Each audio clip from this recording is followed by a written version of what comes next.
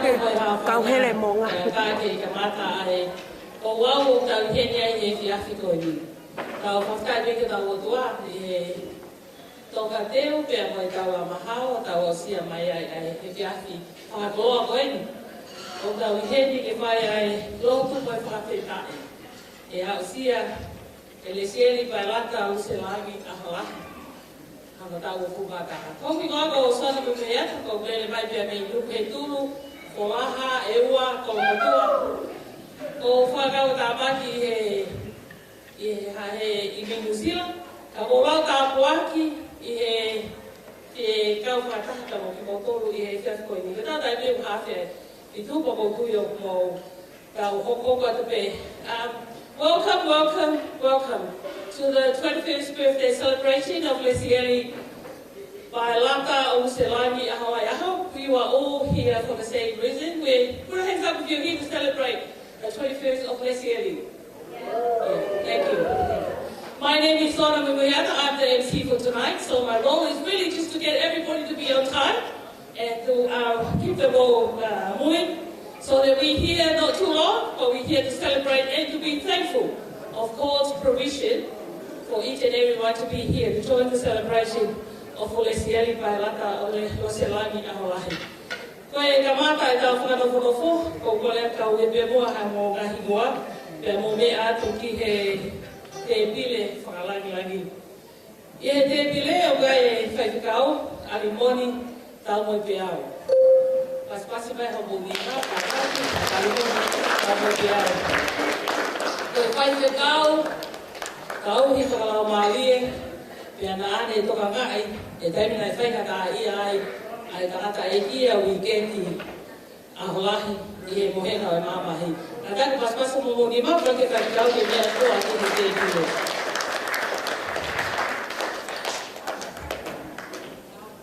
Hoko ki ai mo wha te hene e whaho o weekendi Aholahi, tangi tatu, me toa ko maafu. Aspas me ka takai ko me atu ke ka hoti te vile. O mo fo peke tai ha pasi ka raki.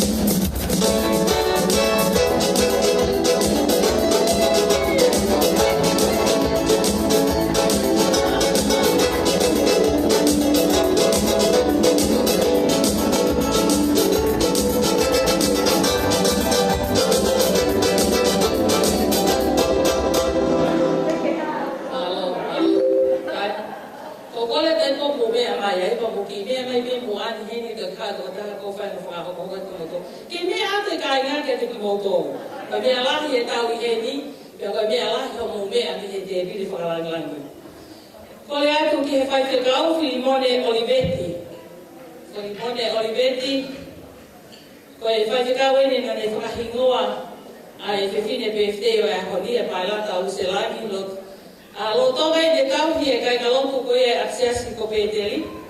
Pea koe uhinga o e Paelata o Luselangi. Koe paia he lotu o whape. E lata pehe e paia he lotu ai koe Paelata e. Pea koe Luselangi. Paia e tau whakahoi fua mo e tau fua whatongia. Ke au ke api koe ko he vani o tau iai. Koe ko kore kai maa whasi ke he whape kau. Philippians o teti ke me atu koe.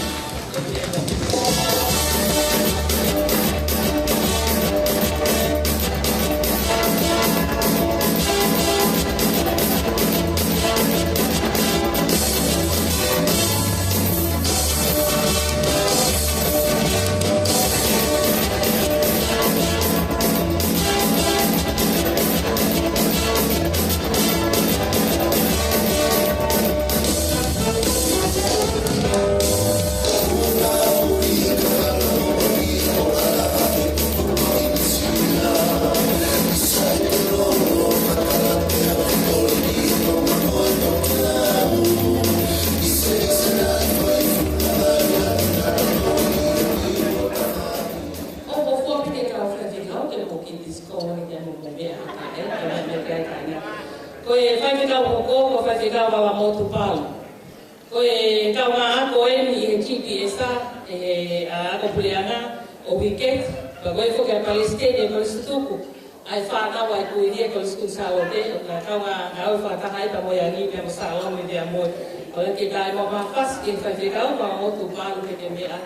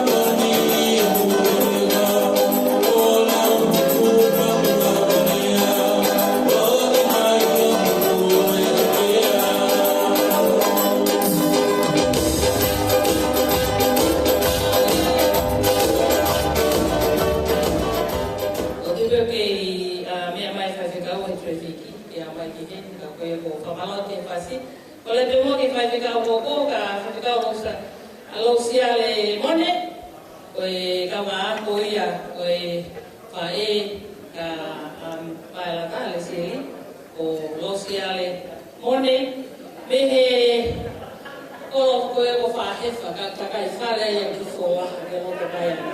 Ai e ka pas, kai ma pasi loto kai ana, ka te kai, kai te kau.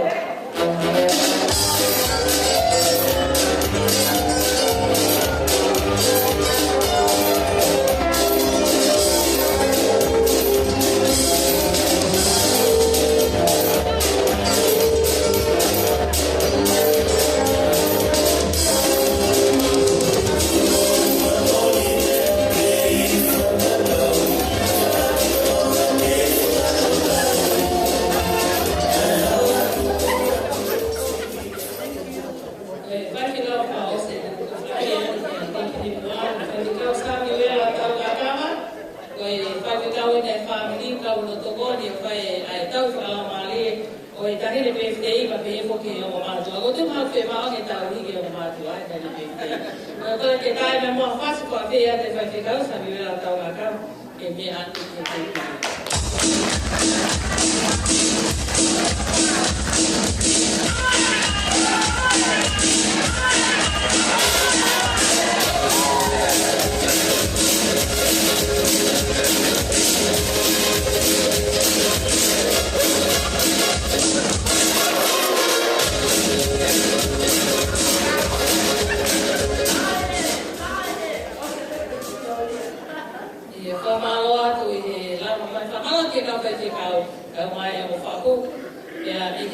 tani lei mo to ki he fia ko ni pa ko fatawange ko lava ia ta o fano no ki he de bile mo ko e tani de ka o fa pe pa langi to e a ie ana no ko akanga ko ia ko ko le ko ki he ta me mo fas ko ko le ko ki he fa hu maliana afu e katati o pe amai e ko langi ai aho o Paelata, Lesieli Paelata, Luselangi, Aholahi. Oe ko kau malia nafu.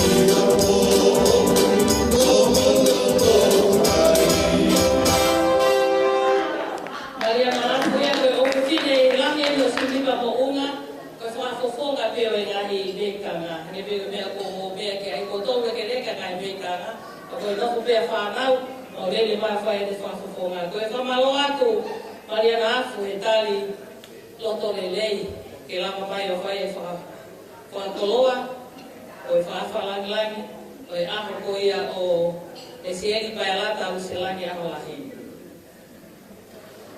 Dan ko hiyo ku tatani leia ya mamatua Salome pe mo sione weekend mo unga. Kata ko ata mai mali e ko spefine.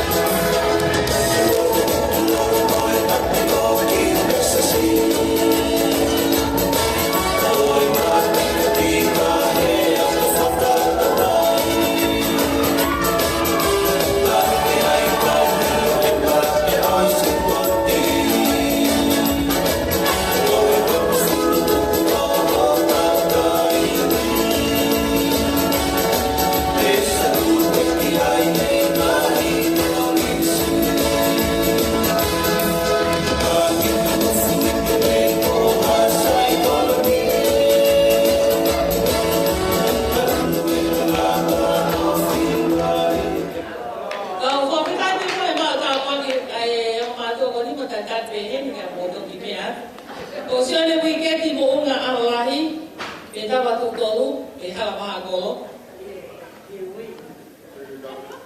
Koe longo kaya no hala hapo pomo, ono kolana mo te tu, pa behe te funga whaua, Kia mo no hoa ofa anga o mau ta lolo ko toa ki ai tau pe mihi ka mata ana.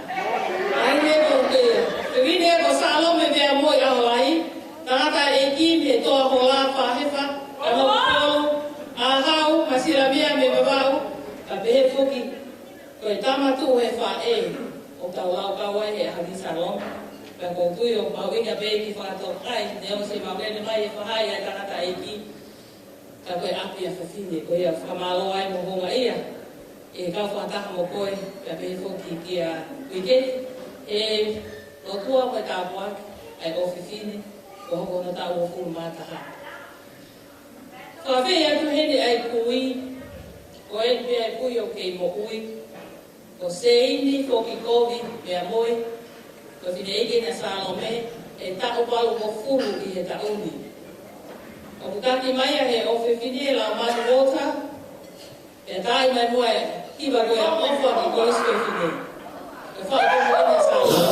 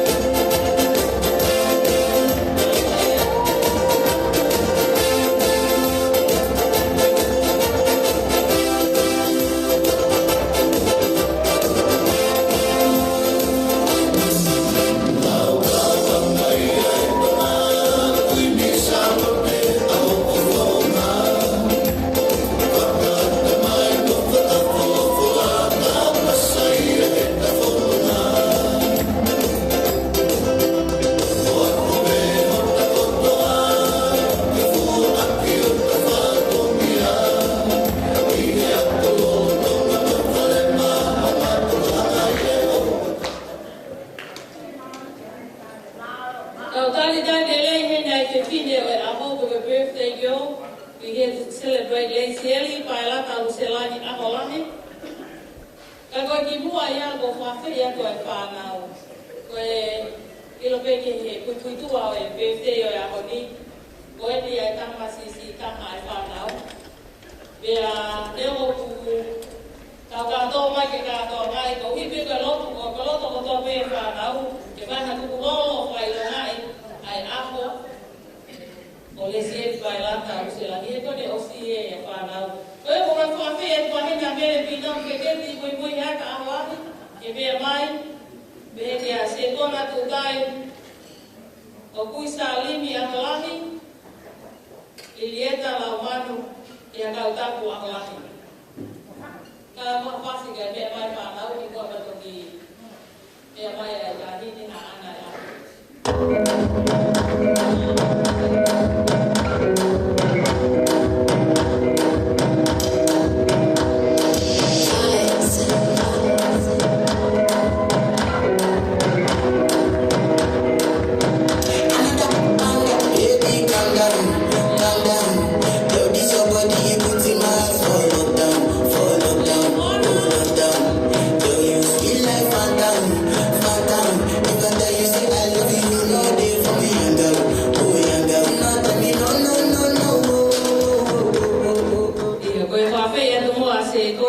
Tutai lokoi salimi Aholahi famaloa tukia Philippians ki feketi bumiana Aholahi papika moana ka kwa fia sekona tutai permo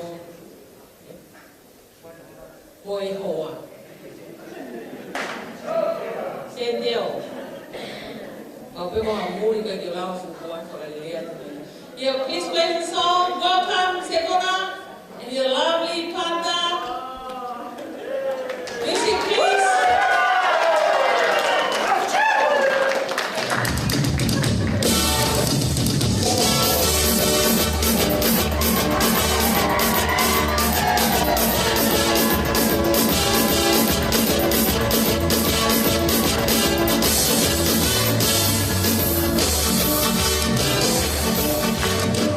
Lagi sana kakai kama si hobo ka wiketi. Malo, thank you for joining. O kone atu ke mo ka taki mo ao mea hake ki o runga ke tau tali ai whiwhine e kune whakataha i ki tau tobe ahoni A birthday go ko Lesieli, Paelata, Luselangi, Aholahi. Pia moene whae uki, ko te rita pia moi. Ko e tungane sisi e Salome, ka whae tangata Lesieli, Paelata, o Luselangi, Aholahi. Aia o kune toki lava mai mei tonga. Ko e ofisa ako e kukai ako, pia ko e tokon se tuata ia e siasi ko e wisilia o whahe pa. Ko lea ke tae me moe whasika, tau tae lelele mea te vine aho. Lesieli, Paelata,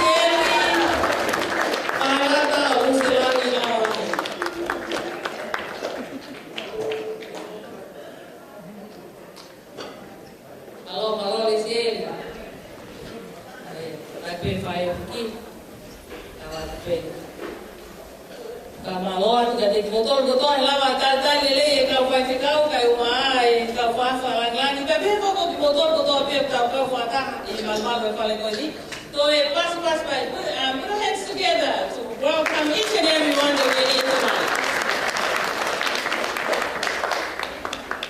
Vai a male ko ligo ko afea e tatai ki fai ficau. Ale moni ta ko biau ke tuk mo hata buat tapi e ke lot ko fitai e fia ko.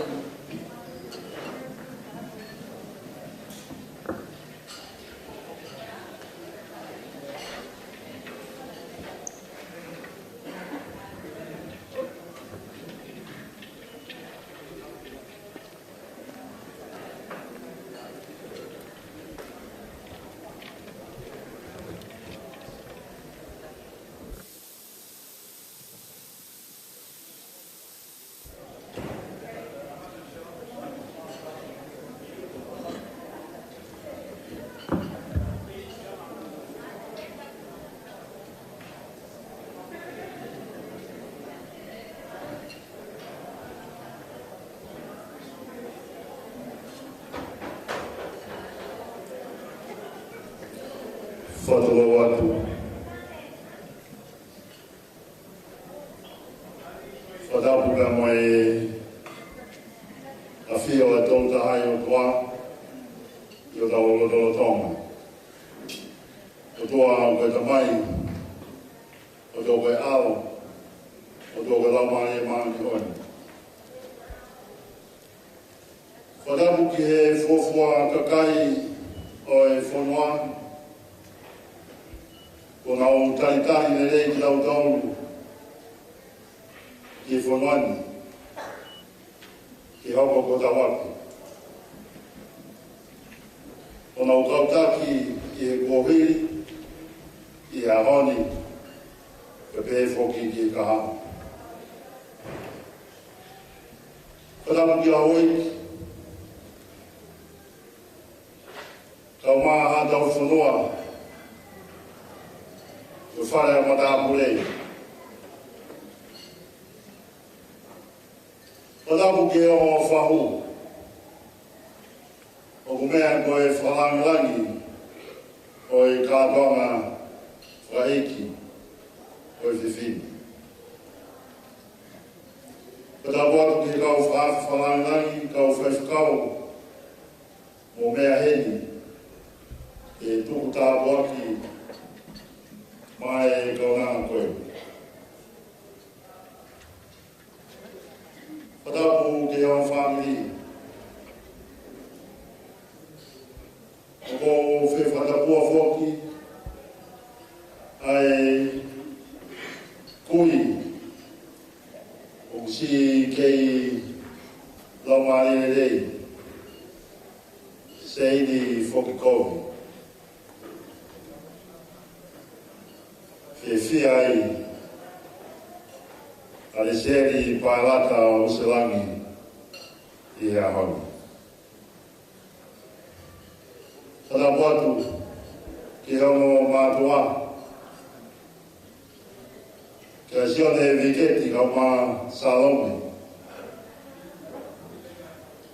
Tumonge o whatapu makehe ki he ofefine o wona ai aho whananga e honi. Lesieli, Paelata, o Luselangi Aholahi. O leo kumo mea i, ko himo aini e whahimo aki, e whaifukau, Filimone Oliveti, ko e tā moaki ai o tua te mei Luselangi. Tupe mō ki whai hana o lotu whawhetati ki o tua, ko hi ko e whakoloa, ko te whai nasi aki ai kaunana koini. Mō mea pei lau, tau hiwa i whā ngiau whitu o whuma whā o i hiwi. Whā whitu whā. O kutau hia si hawa, o iau he awha. E kai te utue noa, o iau he awha. Te te kumi hoku hawa, pou i whangata a. E te ua i kei nana o iau he awha.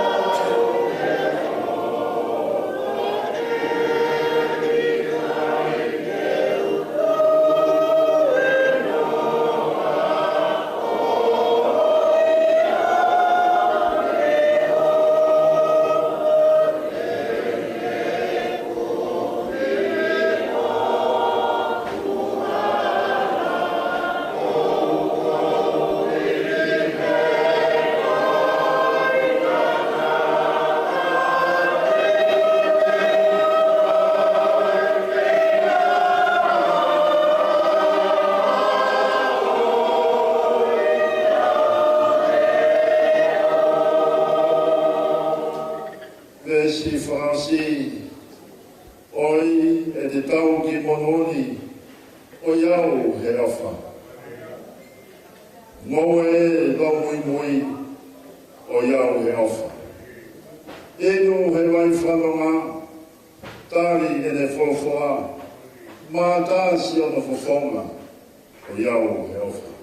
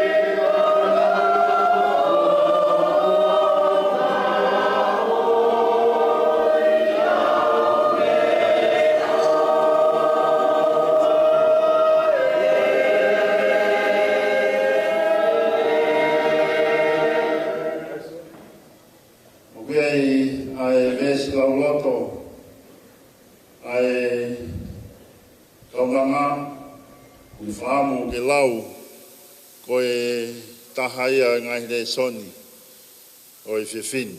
Pa te wānga peki ai, ke ne lau atu e ne vesi lau loto, pe hiri ko ia te ukore rewa ki he whānau, nau lau a e Lesieli, ke e hoko atu ki ai, ia sione wa hangfu mani ma, vesi whāmbemo e tahi mani ma.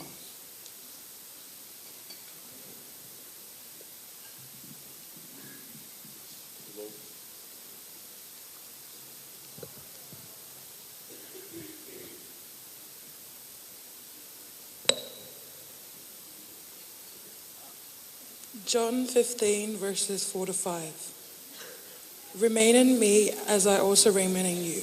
No branch can bear fruit by itself, but it must remain in the vine. Neither can you bear fruit unless you remain in me. I am the vine, you are the branch. If you remain in me and I in you, you will bear much fruit. Apart from me, you can do nothing. Amen. Philippi, verse 5, versi tahakatolu.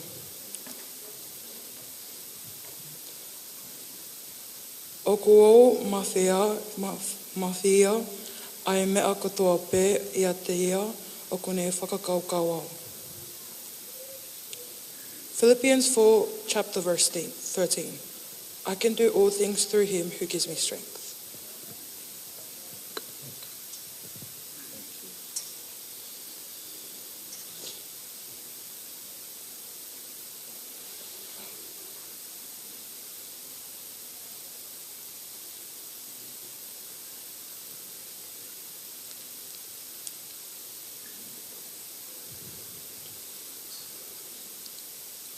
Ko e whatapu, ko kore ke u whangai,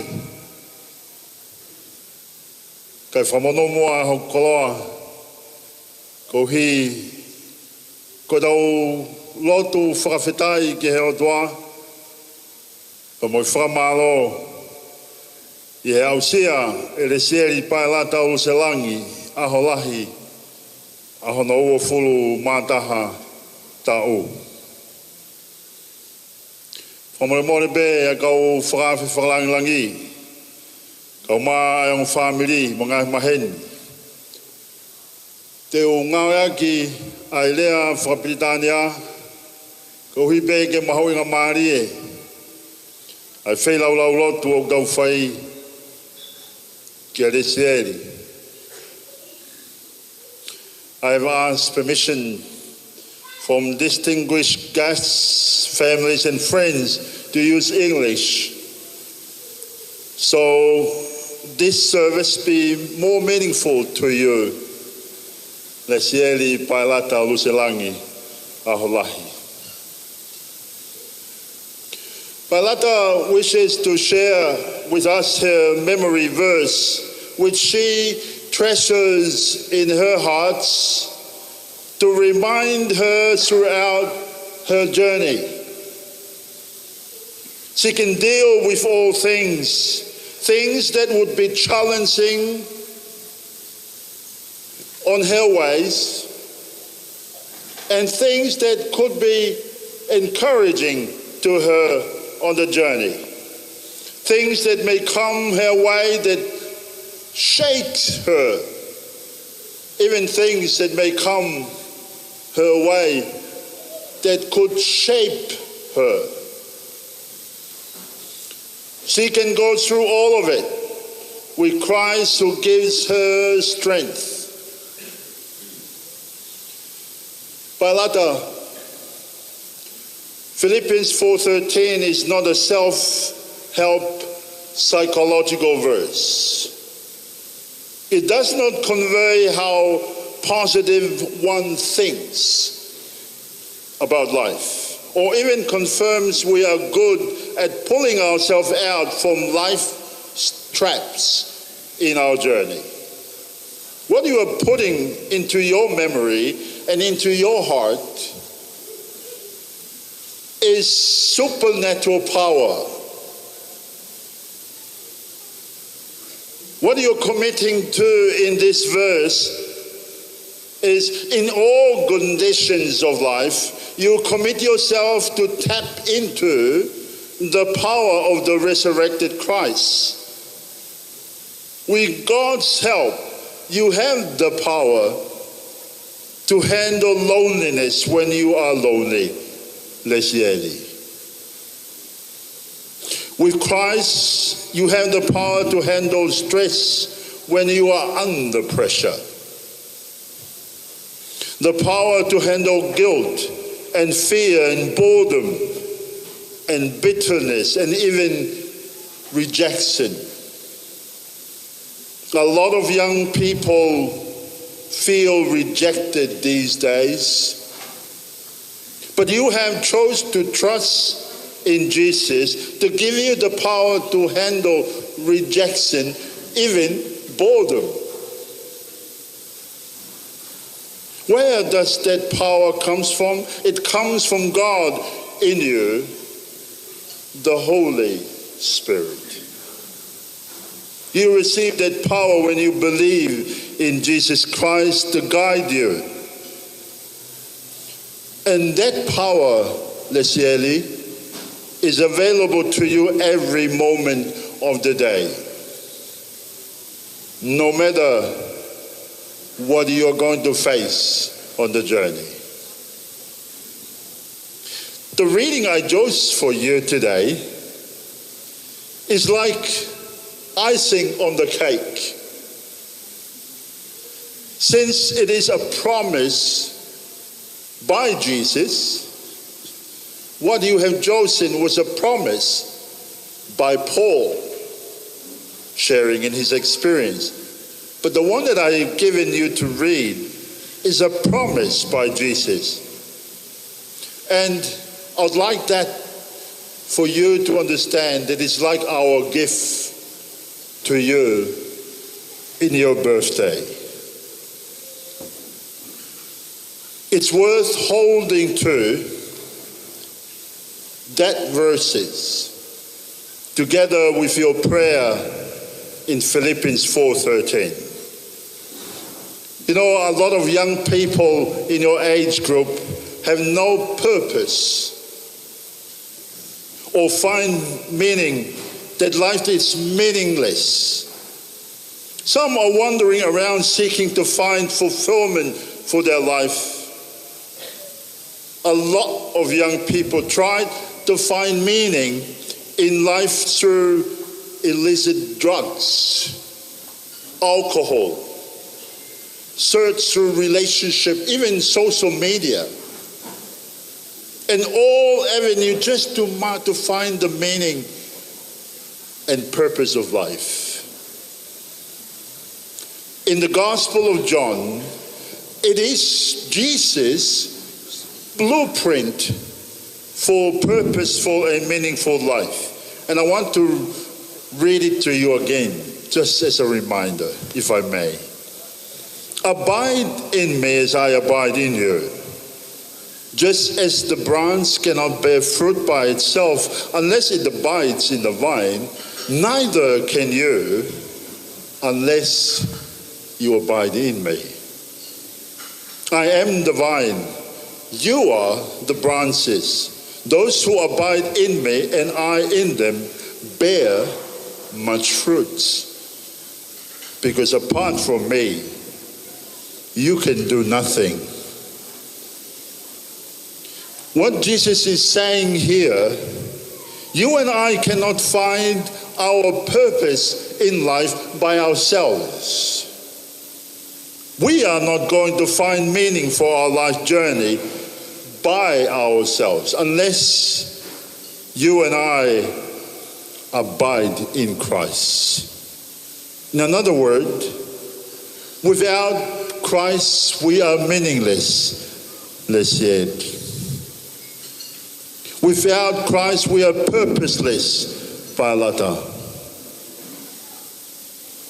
I want to leave you tonight with this promise of Jesus. Listen as he said, I am the vine. You are the branch. If you like, the branches is supposed to be you. Those who abide in me, Jesus said, and I in them bear much fruit. Because apart from me, you can do nothing.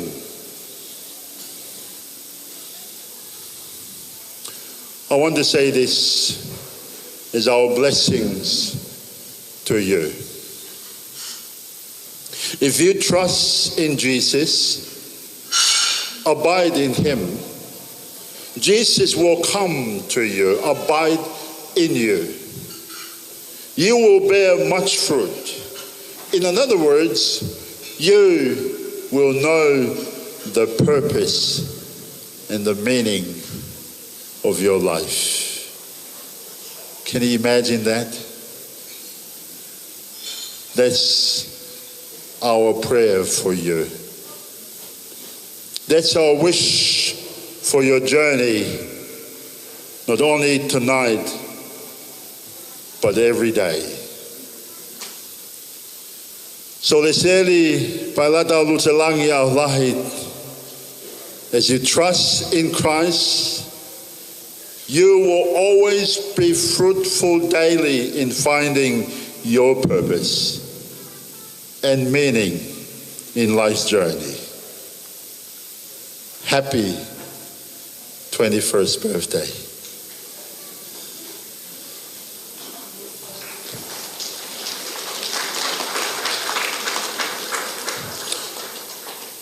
Ko kore be ke u whamarumaru be he whatapu na whaki ka u kore at ke ka u whaiwhakau o whamure more. Pau te mau mea mai ki moani ke tuku moa ha tā boaki o e kaunanga i he lotu. Kata ki o mea mai be ki moani ke tau whai ha lotu ma ke he pa mai kaunangani.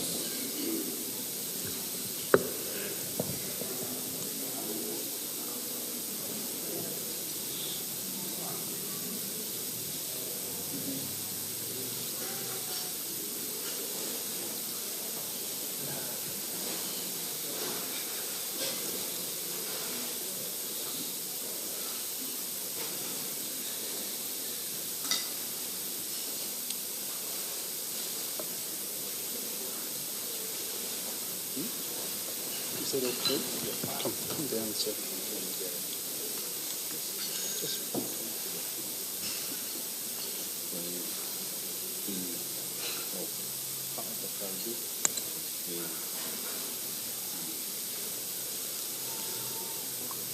Pai kore pe kiro pai pe haki lot au takai pe mona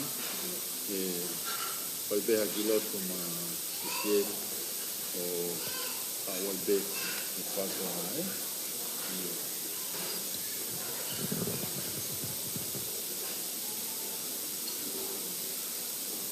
e tau lotu. E o toa mafi. Oto, mo e ao niu.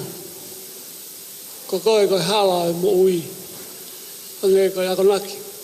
O mau whanonga kei he whiawhi koe. Mau lotu. Ke hiwa mai ha tāpua ki lahe. Mau tolu. Ko hiri ho mau ni mā. Ange ko ho tūtū ni. Mo whahino hino. O ki mau tolu. Ka mō ka whai ha tāpua ki. Ea, mō whai pe hange, e ku tūtuni nā whai, ki e ku se wāni tika e lone. E ka tāpua kina, e ku whānau a Lesieli. Ea ke whamanatu ki a teki nau tolu. Ko au nā kuhanga, o whiri ki nau tolu. Ka kaiko ki nau tolu, nā nau whiri au. Nā uhinga ku whiri ki nau tolu, ko uhi. E whamanatu ki a teki nau tolu. Te o whai ki nau tolu, o au ki he ngataanga o māmani. Ka mau rotuka ke whamanatu, kia te mau tolu whataha me o whiwhine koina. Koe tāpua ki koia, ngai ko ki mau tolu, kau whaiwhi kau ko hiriwhaki o mau ni mā. I o whiwhine koina, ke tāpua ki mai ia.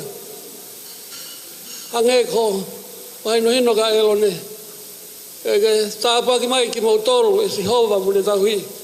Ke whaura mai e si hova hano fofonga mune arofa.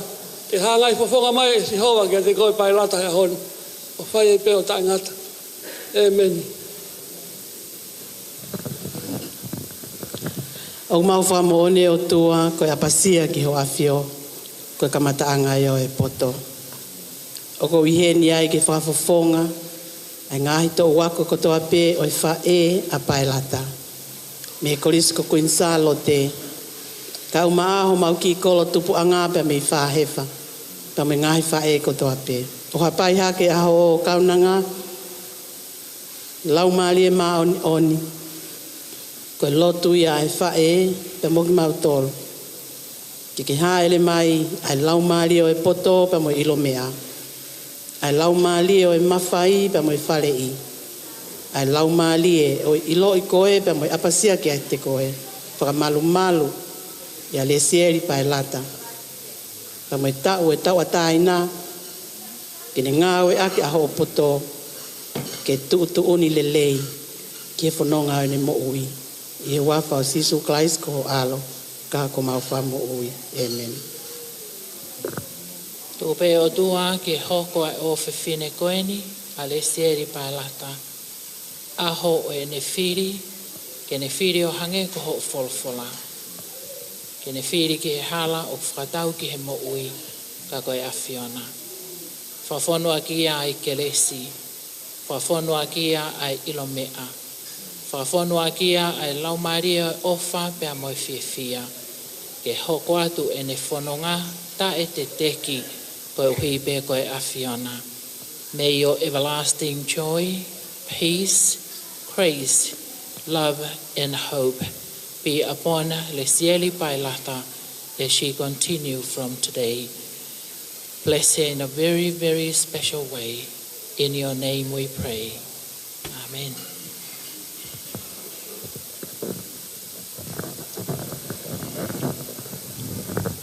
Mawofo pe o tua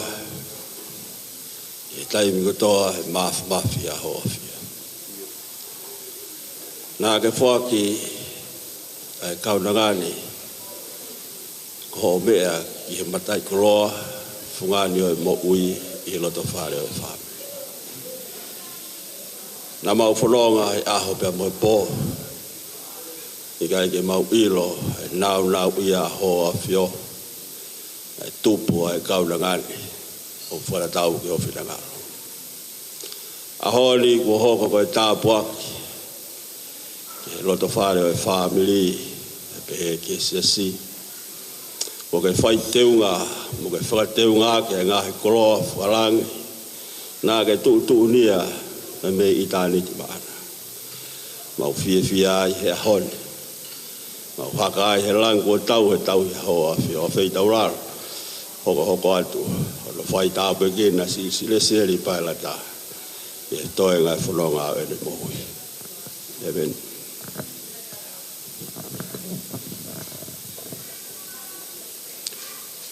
E doa mau hangaratu whiwhia ki a Fiona. Hapai ato ai kaunanga koeni ki o awhio. Tupe moa ke tupangi e loto, ka tupa loto I tāniti. Ka ke whakatawhi mai a ngahi tāpua ki whakaotua.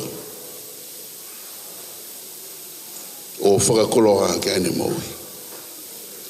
E tupe o toa ke ne whakalongalonga ki kawha. Ka hifo mai ai fo e lau mari maoni o ni. O whakakakato he ne moui. Tuko ke taki moa bea a Fiona he hala whanonga e moui. Pe tuku ke ne mui atu ki ho awhio. He goia ai hala u todonu pe whonu tāpuaki. I Sisu Christ ko mau whamui. Almighty and gracious God, bless Lesieli Paelata o Luselangi, Aholahi, with your presence in her life. May you reward her trust in you with the fruit of purposeful life. with one that has meaning for her journey. Guard her, protect her, provide for her and surprise her with your presence daily, O Lord. And now the blessing, Lesieli, Paelata, Luselangi, Aholahi. May the Lord bless you and keep you. May the Lord make his face to shine on you and be gracious to you. May the Lord turn his face towards you and give you peace. Ko whawhia atu ke tau whai ko toa ai lotu ai iki.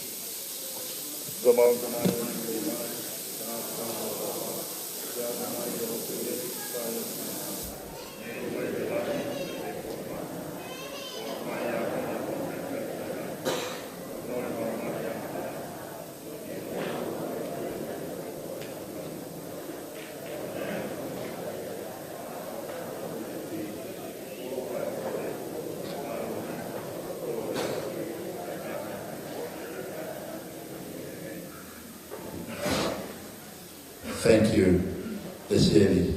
Happy birthday.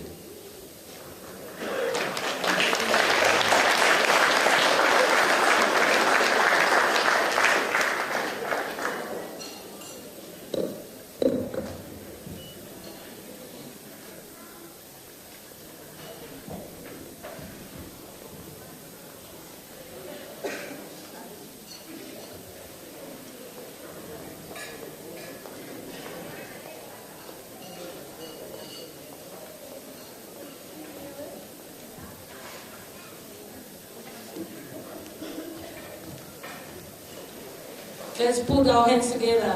Kamaloan Paelata ai Paula e Festoni. The Lord Abua ke be. Ako te whamanata te ves la loto a Lesieli. Philippians vai whawe stato ko wa whea me ko toa pia te ia o mune whakakau kau au. I can do things through Jesus Christ who strengthened me. I hope there will be a verse for you. If you haven't memorized Philippians vai whawe stato, there will be a gift for tonight, if you take home the take-home message.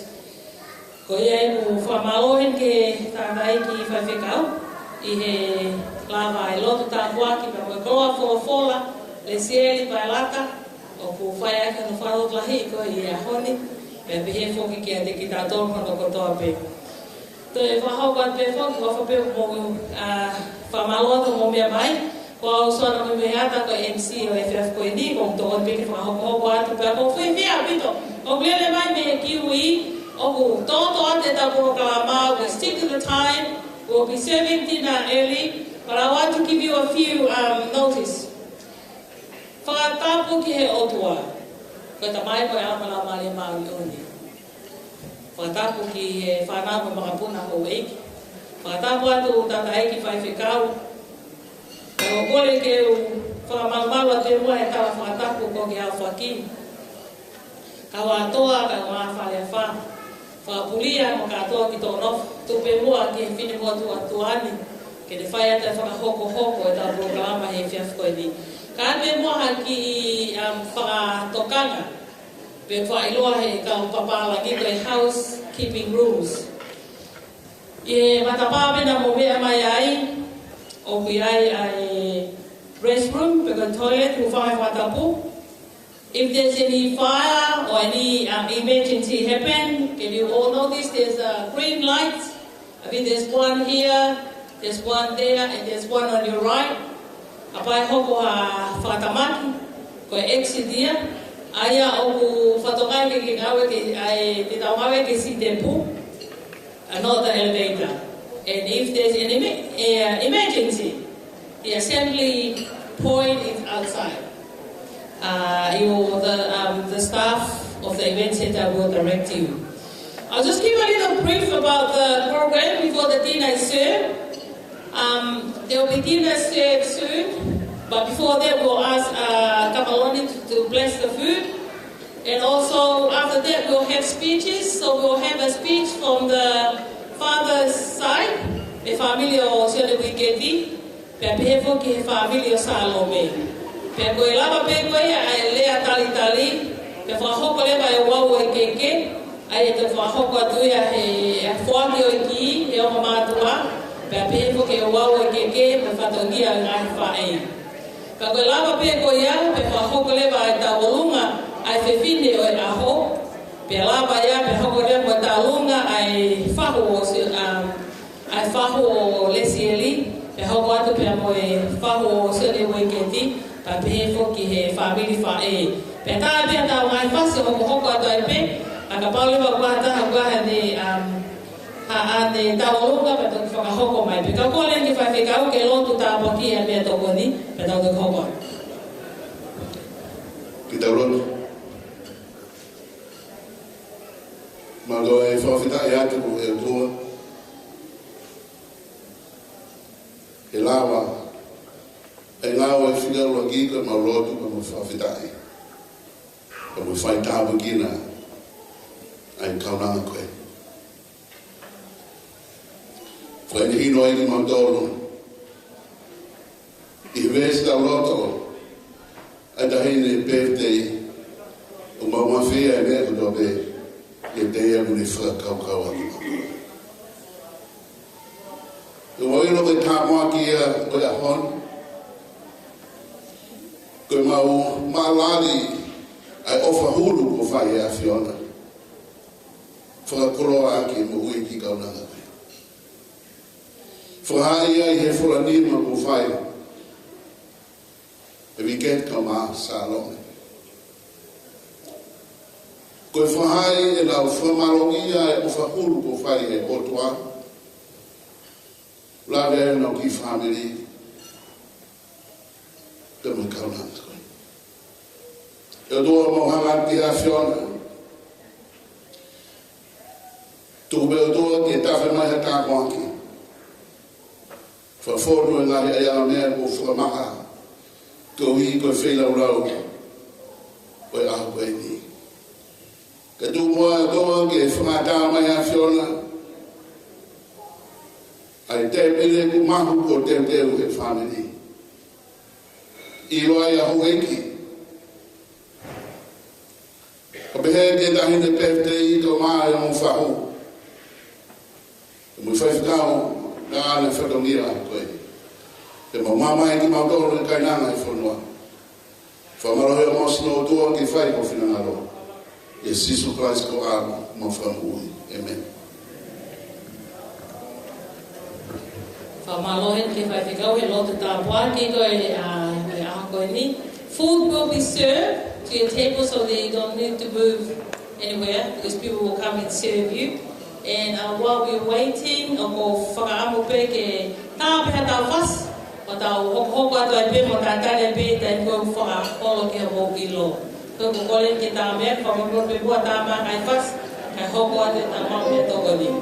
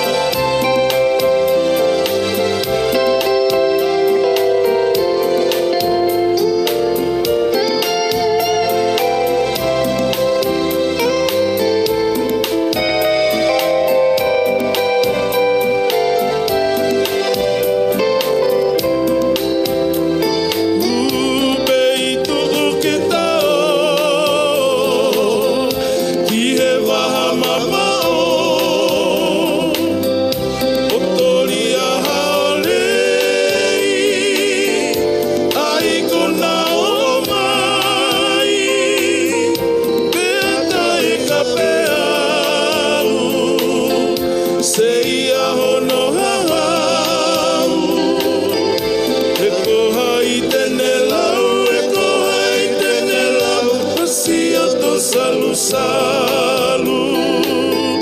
He koha I tene lau, he koha I tene lau, asi o to salu salu.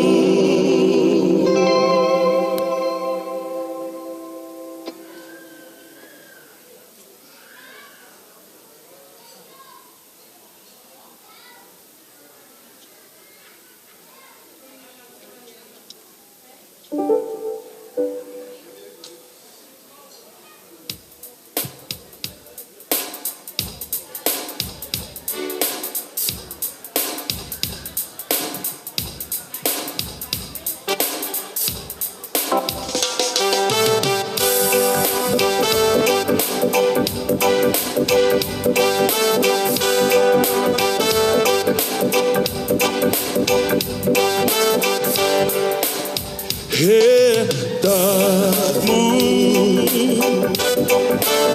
oh, way up high up in the sky. Tell me why you lost your splendor. Dark moon, what is the cause you love it all? Say because you lost your love. Come on, y'all. Dark moon. Yeah, dark moon. Oh, way up high up in the sky. Tell me why you lost your splendor. Dark moon. What is it cause you love your dog? I say because you lost your love. Oh, mortals have dreamed of lives endless dream, but they don't realize the love will sometimes give. Dark moon, oh, way up high up in the sky. Tell me why you lost your splendor. Oh yeah, dark moon. What is it cause you love it all? I say because you lost your love. Who's it?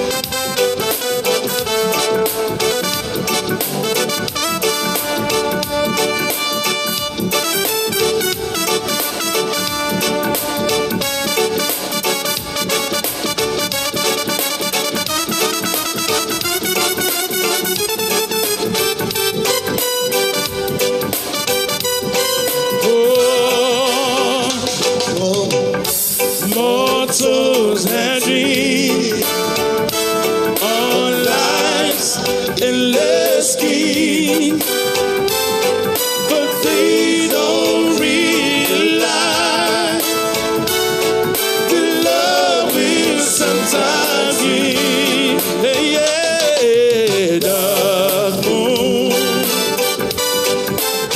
holy up high up in the sky. Tell me why you lost your splendor. Dark moon, what is it cause you love it all? I say because you lost your love. Oh, way up high up in the sky. Tell me why I can't see the dark moon. Hey!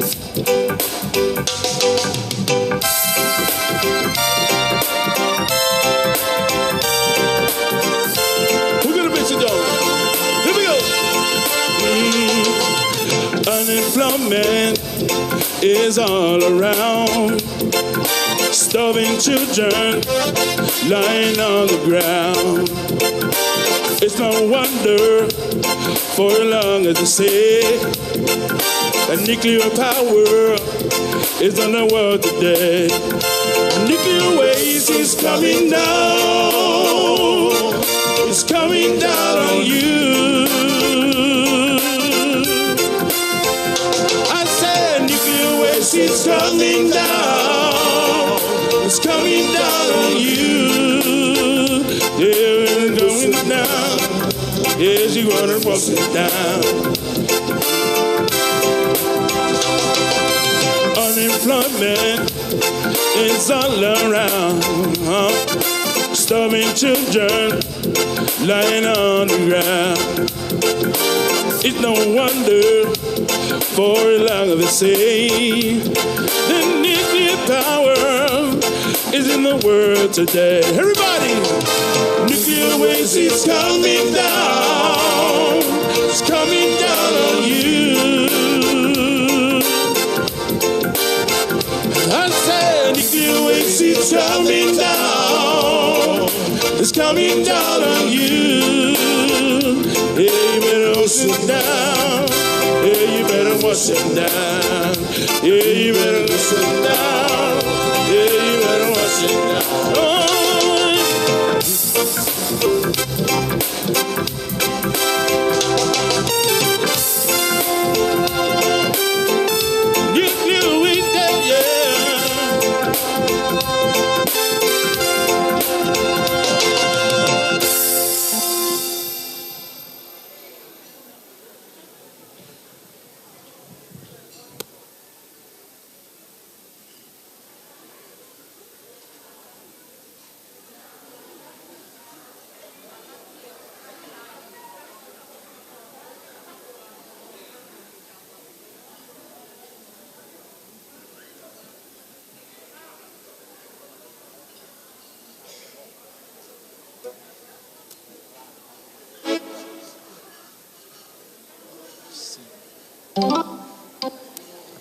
Malofo ke ta mea he ta mai ngai pas fra lo mamat ko tu be mo ma be ngai me to ko ni mo te pile he mo ma pe pe hoko hoko to ai be ta ma me to ko ni ka to ki fra hoko hoko to ngai he pro kala ata be de ai dance floor ke fra ngai.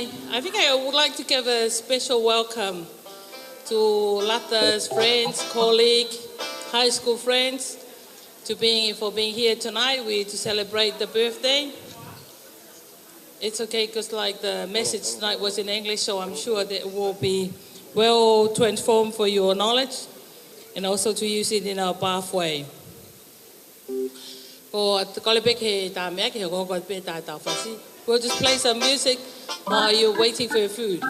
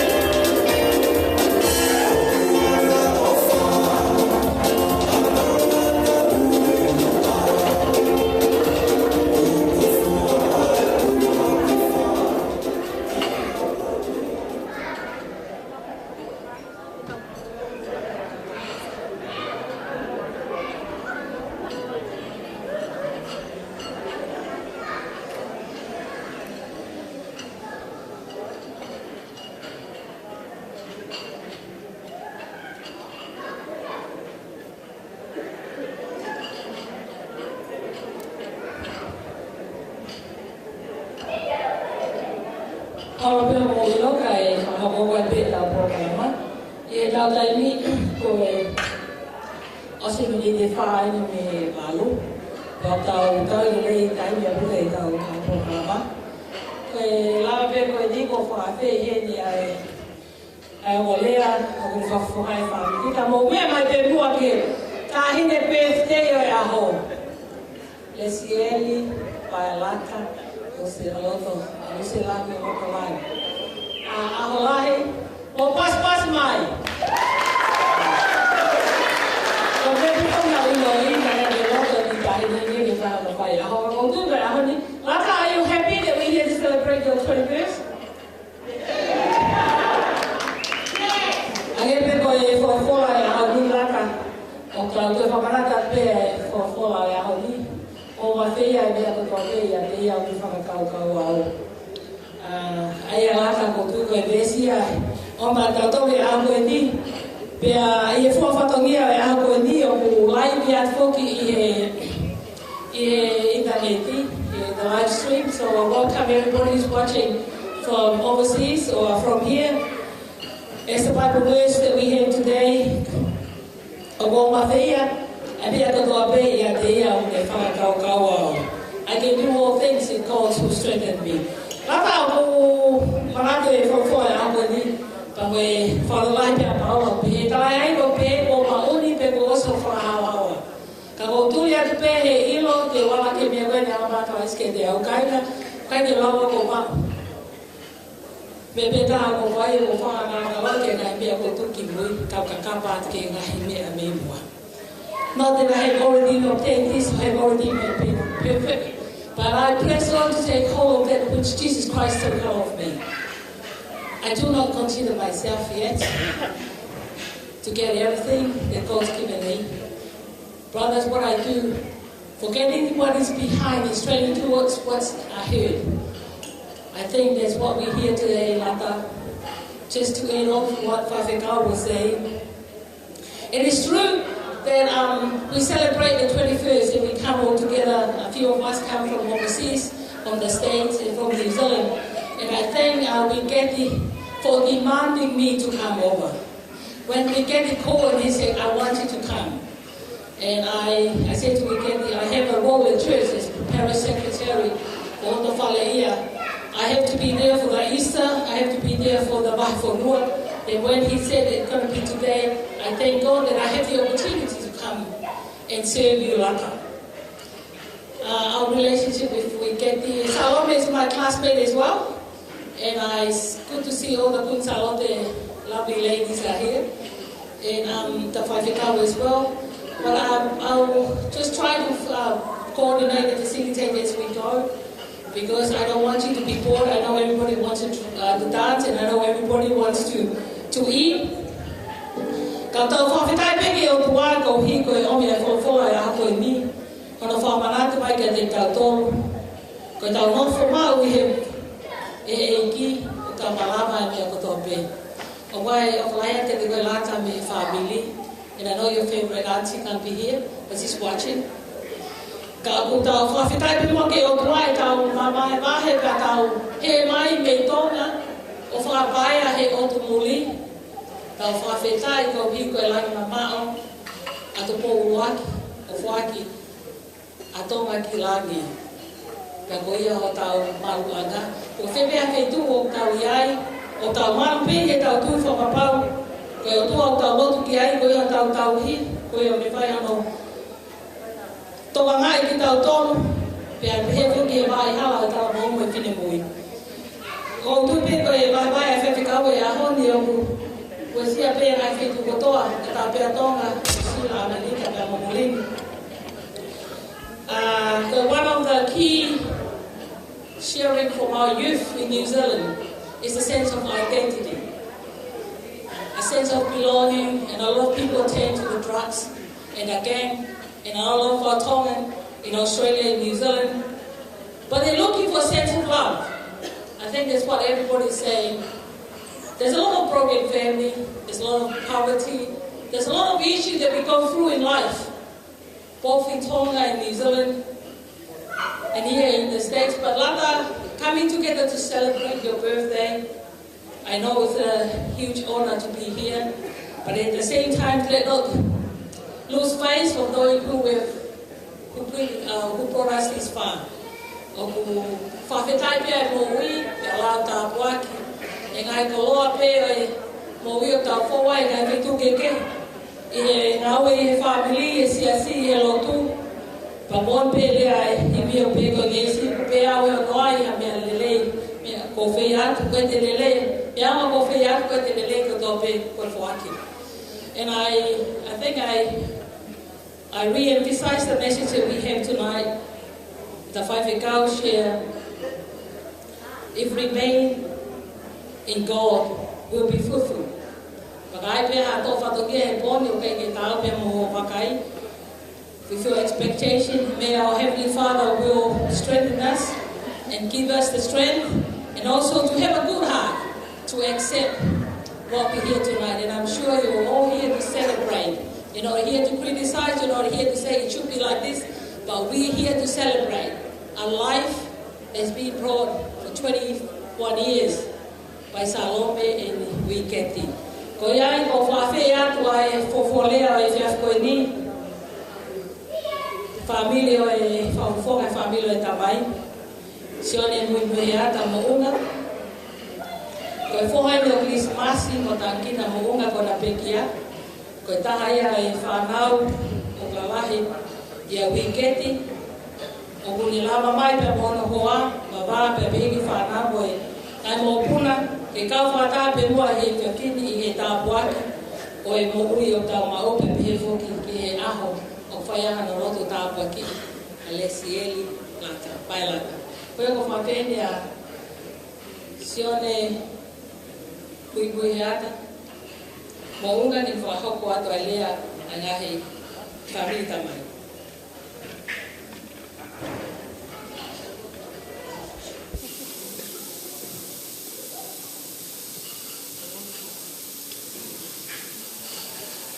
Kore ki u whaturoa ni pehe ai whatapu oso na whaki. Kau puke whaingamari ko ni ki whahau kai whatongia ko whakaona ki te ki ai.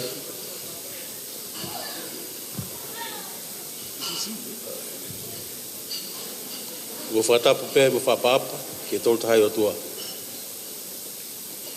O ilo whapapau ko ni a whio tau rotorotonga.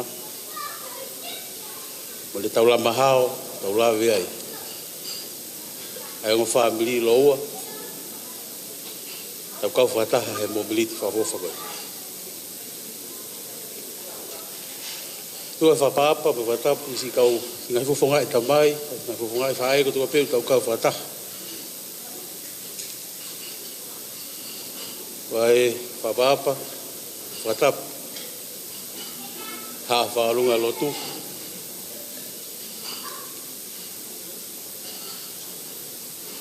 Whatapu ki hoek, whamata apure. E whatapu ki he whahu, Ariana afu, pefo ki he o mau whahuloa,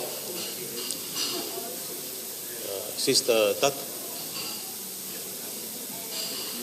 E whatapu ki he lahitaha wao ke sita, ka mwe whakamalo. Moutuk time, ka mumea mai ki tau kau whataha. Ia no Moimoi hake.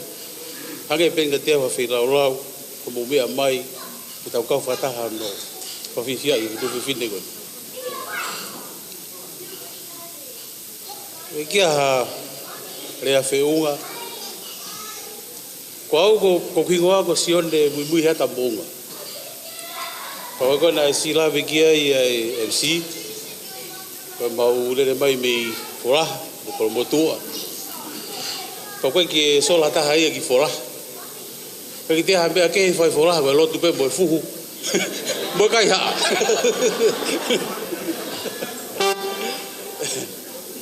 Ako whaka whawhetai e whaingamari e na whotutu e wiketi pe mo MC. Aka ki uilo e au. Wā mai pe me nusila ku tāga wiketi. Ku tari mai, pe mai pe wiketi au. Te tau e rea e. Peta mai ko ni uhawa so ana ba ta ko na tau sai pe ko sa uhawa to beta. Tabe ko tu ni na so ana ke fai le fa. Ka mu fa mole pe. Ka hare to ki tu.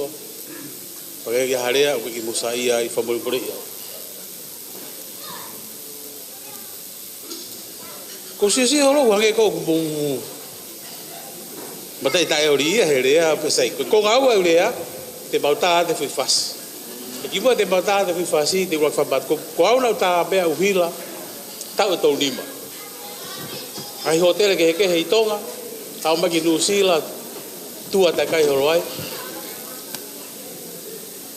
Pe ku o fa pe lula. Ka ko poni ko kore ke kai family weekend. Mo tol ko to pe po te ta lunga mo tol na e tik fa la ka pe ke si o mari te ke hu pare hula ko kore ke mo vai ka to kilo te mauta te fa ko digo ko nga u pe e ko nga pe e ya ko ye chi ipuna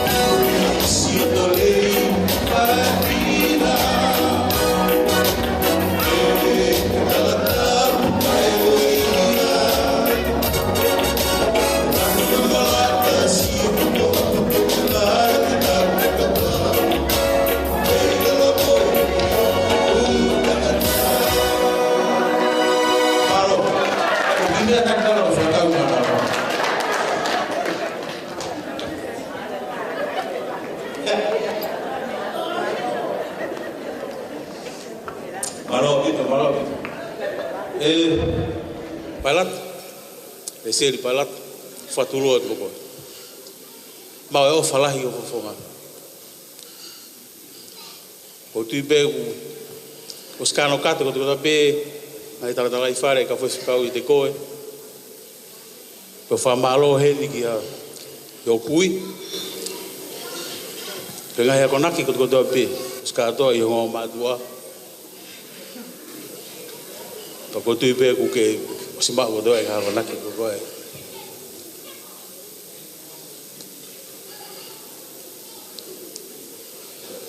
Pai ke harea ko whaasi me urea ko ki foi ku puirea o pangai pia te ki tāna whatata ki a Paelata pe. Amok tau toro ko to pe. Ko foi ku puirea ko ni ku pehe ko manu e kaho ki baloki pe. Pe kata ki pe ko ka kaiwa e kita pe ka tutai. Ko rea pe mahalo tau ilo ko ki sola taha hatonga ki rea ko ni. Rahi pe ono ngai talapu ngai uinga. E whanongo tokua ka siu e lau manu whekumi hana umea tokoni. O wai taha ia ki nau tolu o puna whatuputupurangi. Peka whatau ngai he tō taha koe ni o ku maasila e whukahitahi. Uinga maasila koe ni ka ofi hai ka lahi. Pehei ka whikai. O koe ne tangi. Le whatokanga, ai ko uien koe paroki eni ke toenga na kauwhanonga, o maasila e whakaitahi. Ko kuinga o tāna whatata, rea koe ni, e tātoro katoa pe. Rotonga tau whekumi ke ngai Maria mamani, e taimi te tau pe, o hau whana hore whiri, ki ne poke ki tātoro, pau tau si ilo pe. Hake uta mai teknolosia ngai mea keke. E taimi te tau ki ta whatongai. O wana iki whana mai e manu kaho. Ne baloki ki tau tō. Kau ki mamani pe ne whorofora no reo e. Lahi whau whiri e mamani koe ni.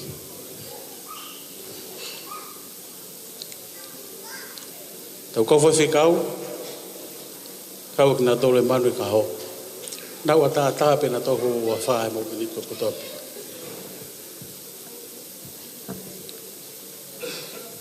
E tau tōkanga pe tau ilo i pe. He tūhora e whiri ke nga puke i tau tōku.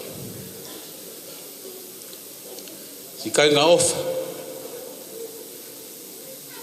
Whamalo te ti moto. O ti pe ko me pe o tau mai ki he ni ke tau ka fai a ko ka mari. Ko ti mahalo ko ki kau ere ai o mai to fi whanongo re a. A ko fi ilo pe ke ko pe mari mo kai. Ai ki bo ke fa ose ure a. Ko mai o fala ke te motor ko do pe mo tu tai ka tau ka fa ta ai ki vef ko ni. E tala monu ka ti ko Lesieli Paelata ki ka hau. Ko mau pe e ofa. O mole lawa hiwa ku kaunga tangata. Love is all we need. Ate o whalahe te motoro na kotoa mo tala monu. Kia pongpongi mo. Whokia te tiu mo rongai lau mari ki ngai maua kresa pongpongi. Mo ngai toenga whatongia he toenga o e tau koni. O wana whanonga. O whaki whai tau pagina ki moteo tua. Lewa malak ko a whaike.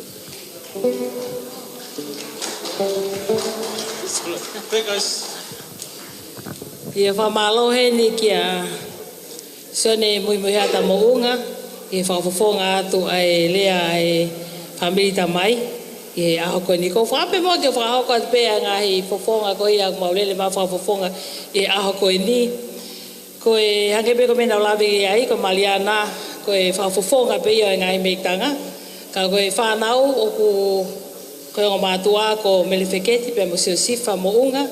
Koe lahi ko ana vea ika ko ne mama o atu ka kuheni pe ai whakafonga e mali hono e ne taha ne o whewhine o kuheni.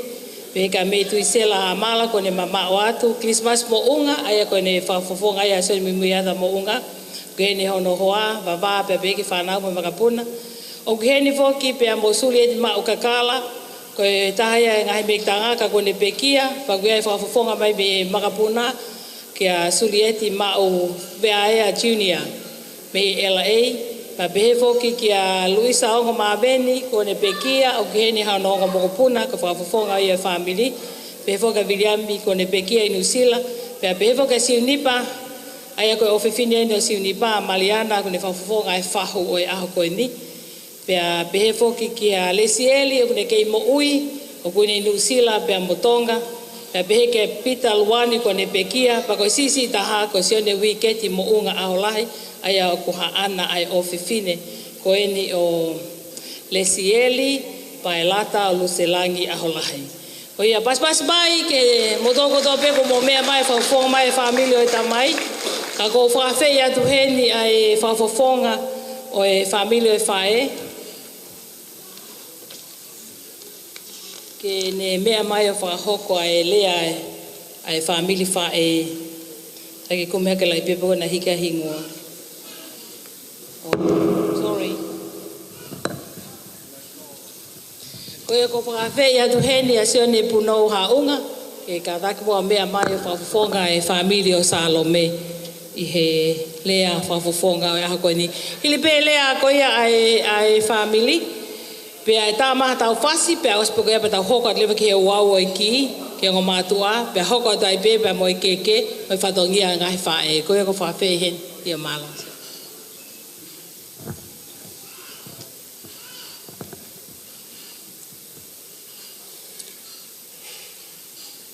Tapu ke hawhia o dua i tau hahoanga. Ka kou kore mua ke uwhanga he whatapu kakato whakai eiki nei o si hono au whaki. E he tangata i ki whaifikau, misi tau mua piau, e ren tau mua piau, ka mai kau tangata i ki whaifikau. E whatapu e ni ki he whahu, koe hou eiki a e katoa ngani. A tā mua mohu ke whaufonga a e rea a e whae. Koe i motua koe ni o ku whakahoha a, koe whae ia a Salome. Kau talatu pe mua hoku whaunga, koe tamau e mihikitanga e whae a Salome. Pea hoku whakautua pe he, ukai hoku tau kete, ukai hoku ke hina. Kai mouluange pe a Salome, o whaiange hu mataniu e ne whakahoha a koe ni, pena kai ke whakawhisinga e o ai pe ke whiawhia e i la mutu ko e ni. Nei kau pe whoka Salome ia he taha e ku whanau na mai Nusila. Me te tau ne no pia Salome pia muau. To e hi mai ki he ni, to e mea te tau. To alange Maria Salome o mo vi ke ti, pia alange pia o mau nofo. E kou lau pia o Salome ia ke taha e ku whanau. Ka kou fiu a whiwhiri pe ha ai uhinga. Ko to ai e Salome mo wiketi ai sisi i taha o whakakato e whatongia o i tau a taha. Mahalo pe nai kia te au ko e ne talango fuakakato au ke tau o fulu mā taha. Kai ke, ko misteria. Nau tae malawaya ke tau lava o whaka uhinga i pe ilo ha uhinga ha tangata mo anu whamiri. Koe whaa a koe ni o kou whai o se whatongi ai a o whae mo tamai me he tau taha ki he tau o fulu mā taha. O koe tau e nia o ku oangi ai ki a te ia a tau a taina. Koe tau a taina koe ia o ki ai pea hono whakangata-ngata, pia ko hono lao o ku ihe tohi tapu pe ia e taha. Ko tohi pe ia e taha, o ku ikai ki ai hami ai e hiki ai o ku ikai ke mooni. Mooni pe me se nesi ki a whakaha. E kei koe ngahi ia ko naki ka wholofola, koe me ai e kau whaife kau, o ku hieni e toke tā e ua, mo e petsila, kau maafu e kau tangati iki whaife kau, na ufa kato ho tau whatongia. Famili, ongo famili koe mea whakawhiawhia. Ko hatalango fua ka kato hataha i a kita. I hoto malu malu. He koe whakahino peia ai o tolo fola. Koe kau tau hikoloa ki tau tolo ai o tua. Ia mo whakautange. Ia wau e whaiwhaiange pia hoko. Ha whaingataa ki hataha i he koloa koe ni. Ai lahi, pe moe mamafa, o hato tau tea. Koe honi kua o a wheketi hono tau o furu mātaha. Isa. A Paelata ki hono tau no. No pe hoke hoku ata mai o ia feketi hena e whaere ia feketi i hoko loto whare. Kau hingai o kou a whiai pe ka feketi peko feketi peko Paelata kai kehi koe taha pe i he loto whare ko ia.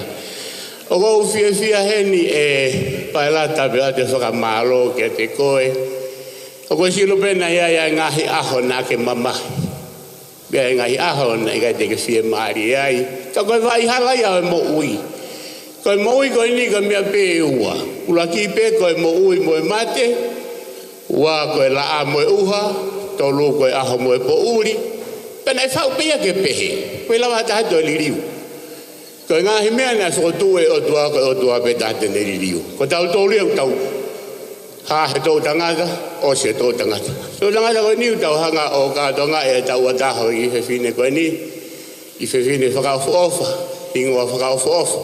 Pero whatawange pe ki he ongo family tamai, family fae. Tuku e tō mai e mea mau taimi, tau piko i ai mo moreho tau taimi. He tau mai ako puri mau tolu ia ki mau tolu, pia piuru ki mau tolu ia ki mau tolu. Tau o siilo pe e tau tolu.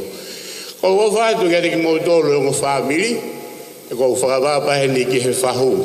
Te ria na ia i hangahi whahu area o ku i kai ke sai. Ki ho o wakai o e anga pe ia whanonga anga taimi. Ko nga whoko ni ku tau iki mai ono whanua i Australiani. Bea tau whakapa ia ai kakai uraki o whanuani. Bea beheki he kakai hono hoko pia ko tau tolu a sika tolu. Ka nge kati au tau awhi age ki he rea whakapritania ka sisi e tau tokanga ki e tau rea whakatonga. Ai mea na mai he otoa maau. Mamone more atu. Aba o ku iga i teke sa ia he whakauhaa ai motuani. Ai ke he atunga fuia rea whakafoki whaa. Lo tonga ku hauaku koe te pire ilo. Ha u Salome ia omi ai whatongia koe. Nikani onga e Salome ko whakamalo atu. O toka e motua hofa e koe ni. E behe e fia sio ki he tuo whine koe ni o ku ke i mao e whainga mario e moui. E koe angaia o e tau whanonga e Well, manadui ko e tōnaki ko e nika tōnaki whaosia ni e wha i mahina ua noa ua fulu maa wha tau hangai o whai lunga e tau a taho tau o whewhi tala o fua koe ni Paelata kai iaha tahi ai mo oni ta kako o whalala peki he o tua o ia mea ko ke whie mau ko kui pio ko le hake ki he o tua ka ke fōu ia sisu klaisi pia ke tui pe te ke mau Kako tui peti ke mau a mea kuke fie mau. Ko le hau whalala anga. Ko le hau whalala anga, ko whalala anga whiunga. Pia mo koe. Pia mo yongo whamiri. Hei kehe koe anga e pia ia oe i fie tokoni whaka os. Pia mei he loto whare oe whae. Kei tupe mo e lau, kako e ahoni. Ko ngata ho mo ui whakaongongo ke Salome mo vigeti. Ake kamata i he taua taina whalala kia te koe pia moho o whiri, pia moho o whotutu. Ko ia e whaoha area o ko whai atu, ko o whatu kia te ki mou tolu katoa, pia peke kau whai si kau whanu kodoa. Malo e mau whainga Maria MC, ia malo pito. Pia whadawange katau ka mātuku he pōni, mo mātuku pia mo eki. Mo ofa o mea ki he lotua bongbong, malo.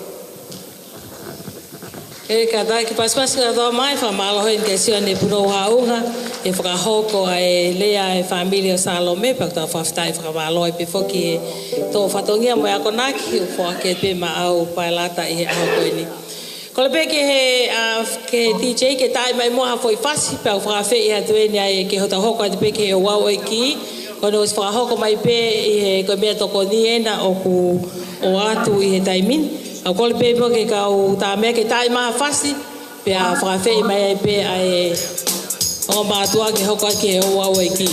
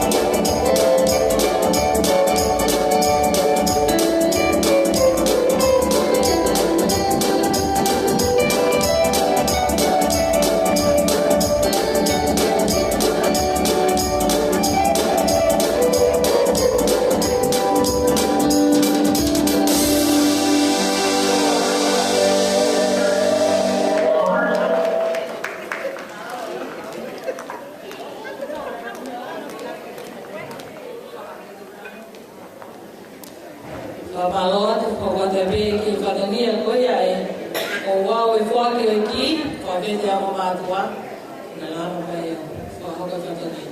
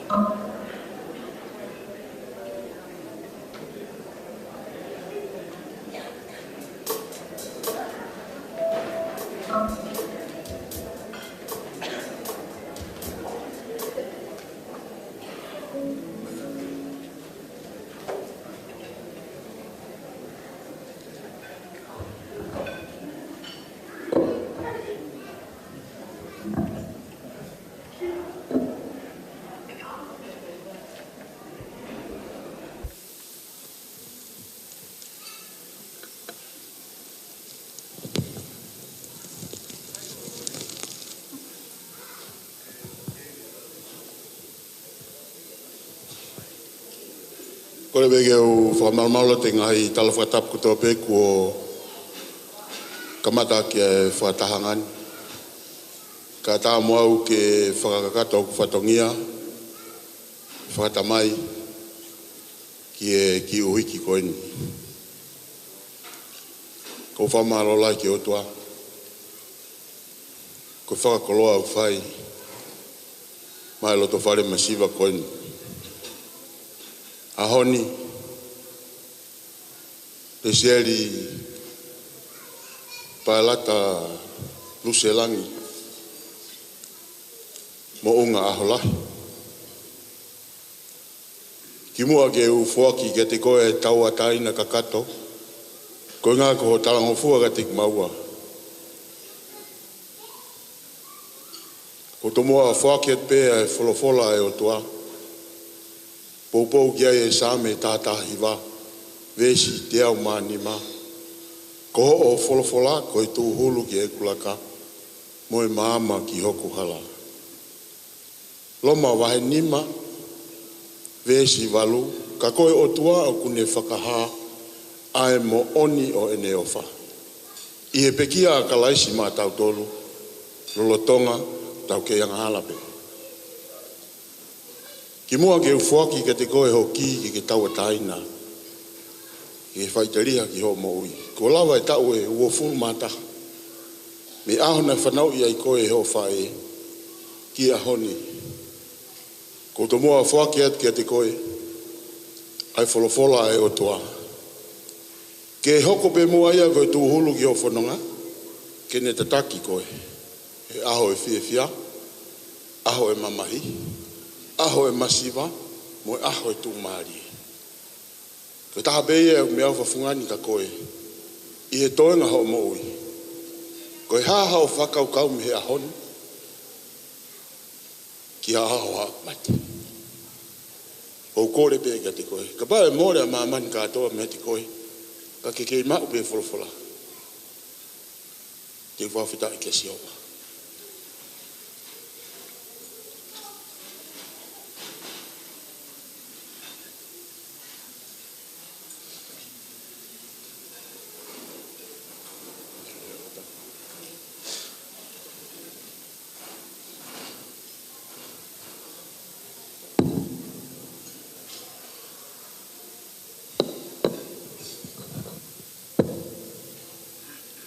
Ia honi, te ufuaki ki a koe ki e taua taina. Ka pau ke fie mari a pongpongi, o ka pau iai ha boyfriend. A tā pe moia, ka ko pau pe ke poaki mai ka te au. Fuaki ka te koe ke taua taina, Mau inga ka te au ka moho whae ho talango fua. Te whaka te ki ko ni ke koe, e whai te riha. I ho whakaukau, i ho whai tūtūni, ka ke manatu. Ko me awhawhungani au tua au iho ni mā. Ko e ka pasa ia, ki e whanonga roa au tau whai me taimi ki tāniti.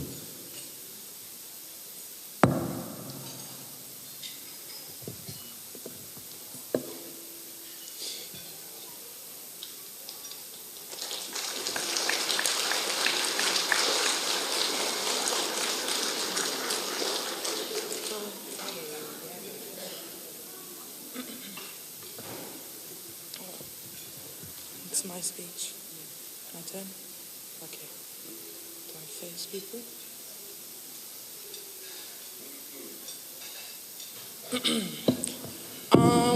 First and foremost, I like to give thanks and praise to our Heavenly Father for this glorious day, because without Him today wouldn't have been possible. Dad, Mom, there are no words to express the amount of gratitude and appreciation for all your support and love you have showed throughout these 21 years. I'm nervous. You both deserve all the diamond and gold this world can offer for all the sacrifice and hard work you put into raising not only myself, but also to my older siblings. You both are a true testimony to what it means to love hard and give your all even when you have nothing. I can only hope and pray that as I grow and journey through this next chapter in life, that I do the same. I am truly blessed to call you my parents, and for that, thank you for the ki o tau taina. However, I want to give back the key to you, Dad and Mom, as I still have a lot to learn. Even though I'm giving it back, I still want to have my freedom and not have numerous calls to Lily about my whereabouts. There are many unknown things to me in this life to which this new chapter may take me. So I need your protection and guidance to shine forth. In saying this, your credit card for Uber Eats will be a great start. In all seriousness, I will take the Bible as the true key that will guide me through this life. Love you both.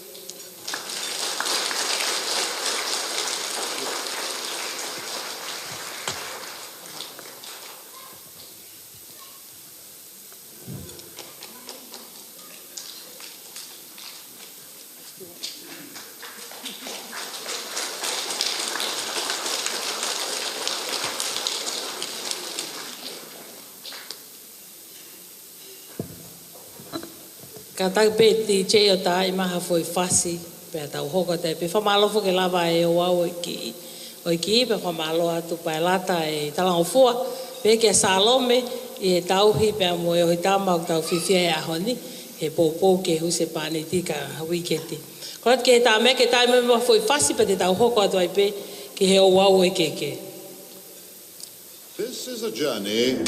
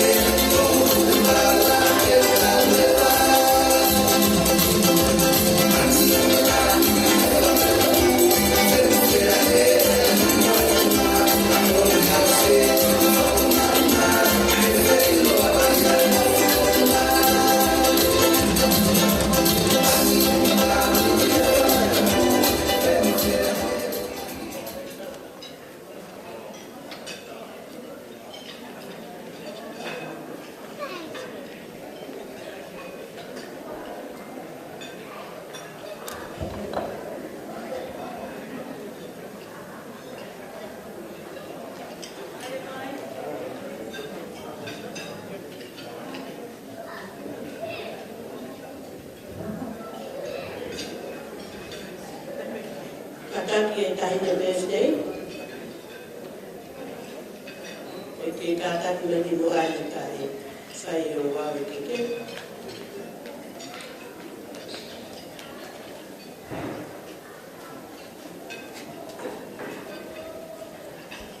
Ana, ka hea, te murawa pe o tā e birthday. Ka hea te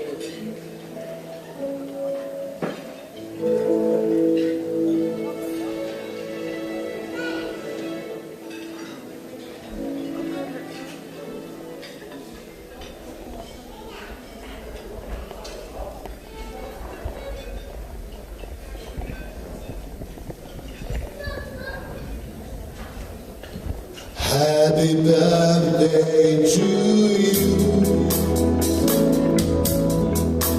Happy birthday to you. Happy birthday, my love. Happy birthday to you. Happy long life to you.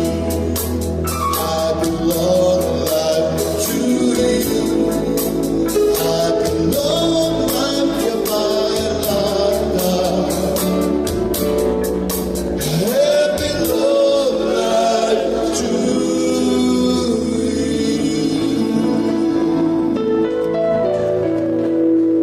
Make a wish.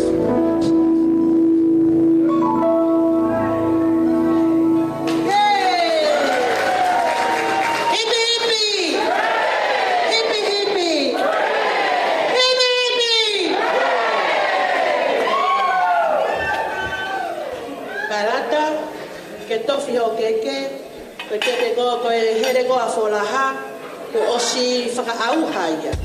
Ko e ki here ben a whahe wha, o ku kei toe mai, neongo e ne si i ka ko e maasi latu. Ko ia,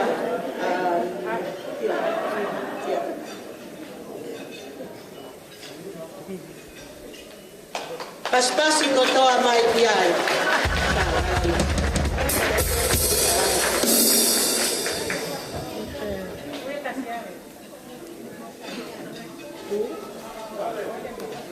Ko kore ke uhu whangatu he ngahi tala whakatapu ko si ono whai mei muanu.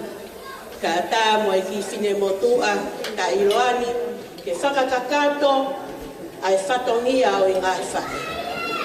Ko tui pe o ku hei ke toi whakahela o atu ko kuhingoa ko ko osi mea mai pe piani. Ka ko loto pe ke toi o atu he ko kuhingoa ku loa. Ko ngā ke mō mana tui. Ko hoku hingoa ko lau manuhina i moana ki hakau tapu worda. Pea ko ia o kuo tuu i he aho koe ni ke whakafofonga i ai whatongia o i ngahi whae. Ki mui ke whae ai whatongia o i whae, o kia e ki ves lau loto. O kuo loto ma upe ke uhanga o lau atu. Sele mai a vai va ves watoru mo i wawha. Ko eni ngai fora e o tua. O ai pore ai poto i hono poto. O ai pore ai mafi i hono i. O ai pore ai koroa ia i ni koroa. Ko eni ai mea. Ke pore ai ko i lo i ho atabai o i lo i asihova. Ko ia o e efi ko eni o pehe ai. O pehe ai fia i ki whamiri ko e ni. I kai tu unga e polo karama ko e ni, tu unga i ha mea au whaha atu. Kai tu unga pe e ha alangani ko e eki. Ko e aho ko e ni hange ko whakamatara ka tala tuua haki pui tua. O i ki tahine birthday, tahine ko Paelata. Ko Paelata kuno tonga ako i he Western Sydney Uni. Ia mahalo pena o si he takahau, ko e whakaamuni.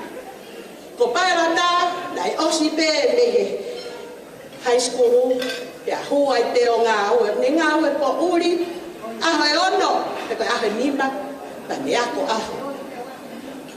Ki kaunanga koe ni, nane pe he, ko eku ngā ue, ke tokoni, ki hoi family, ka ko eku ako, ko ia hoku kahau. It's very hard ke to'olo ua ai ako mo ngā ue. Tau te whito ki he ngā ue po uri. Ka koe e whakamalo atu Paelata. Ko ki ngā he te hanga o mai, hare soni, ki he whanau koe ni o kumui ahia. Ko tui koe mea peta hau lava iai e Paelata, ko hi ngā ko ofa.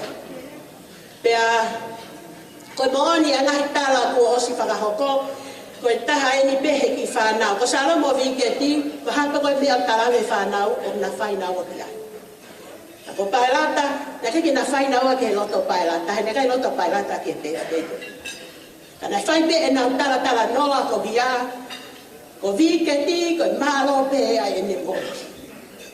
I kai ngā tai, o wai mā whanarahi a mā tolu, whanga whae, ko taru ano whae rei o i whanga ki whanau ko e. Te kai ke nau mamata nau tō e whamiri e nau tapa. Lau pe wholaha pea, lau pe mo fe, e te kai ke nau sio. O ku iai e honga ia, ai hi whamiri ko e ni. Ko hi ngā whamiri o viketi. Ko i o ponu ea Paelata, e ne hanga o whakataha mai ki motu. Ko hi ngā he mahu inga e tau whakataha he moui, ka koe ke tau whakataha pe he mate. Pea tuunga ai, kono whakahoko, ai ki i whatongia, pe koe tau a taha o Paelata. Monu ea Paelata. He kula wasi o kono whang auntie, kono whanga kasini, o nau lava mai, hao me Amerika, hao me New Zealand, hao me Brisbane. Pea ko ki mau tonu ngai whae, mau haka. He sio ki he whamiri o viketi. Tāna e whakapa ui pēa viketi, ko hi a koe aho koe.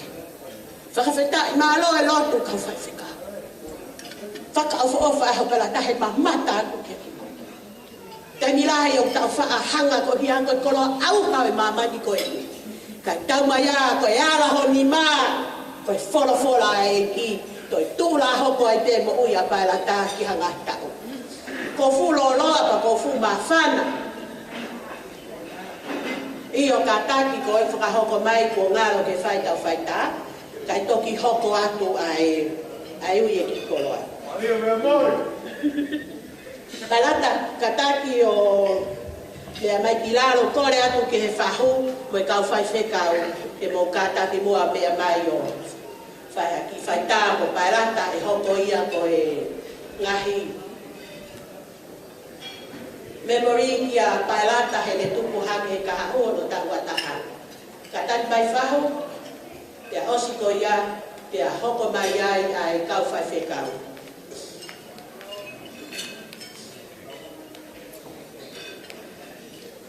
Ka tani mai mai whahu a Niketi, mai whahu a Salome, mo ka tani mai.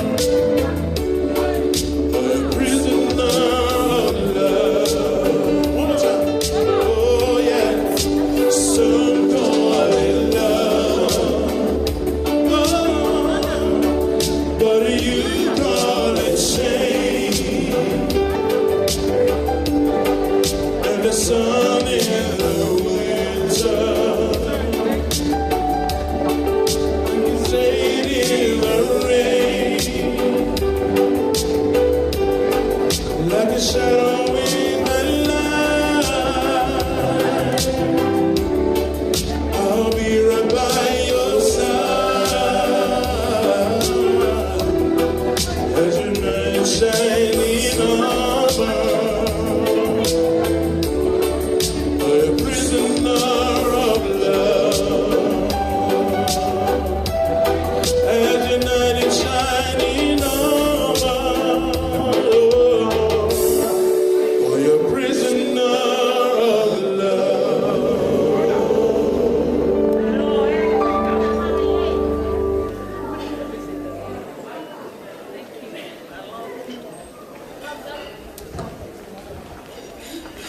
whamaro atu ki e whahuka o maa ai ka whaisekau, o ia ko mo katani pe kai whai ai ngā whai tākoi.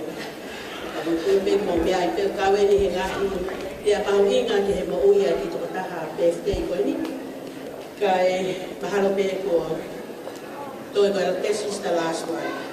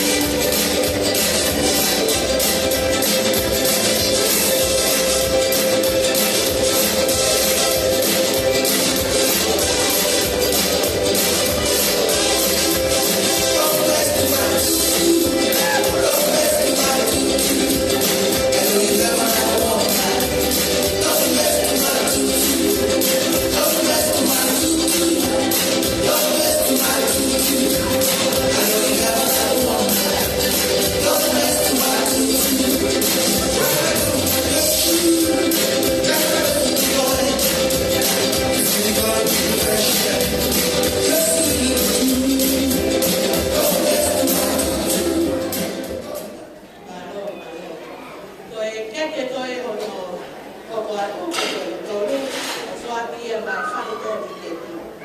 Tau. Tamati te.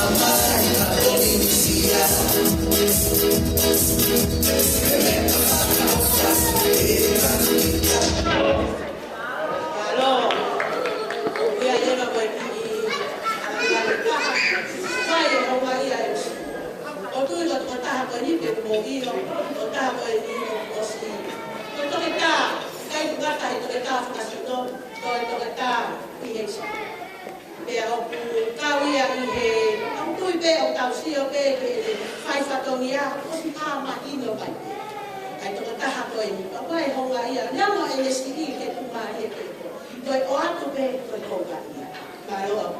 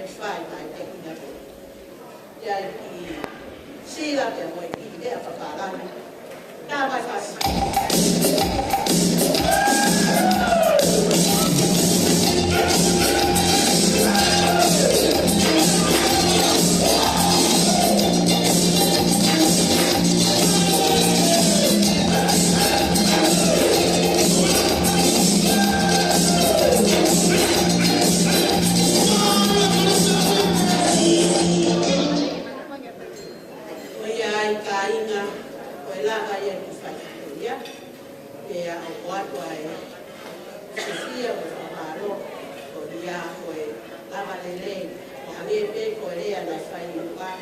To onga pe e to ko mai la vai. Fas e tamea. Ta mai ha fas.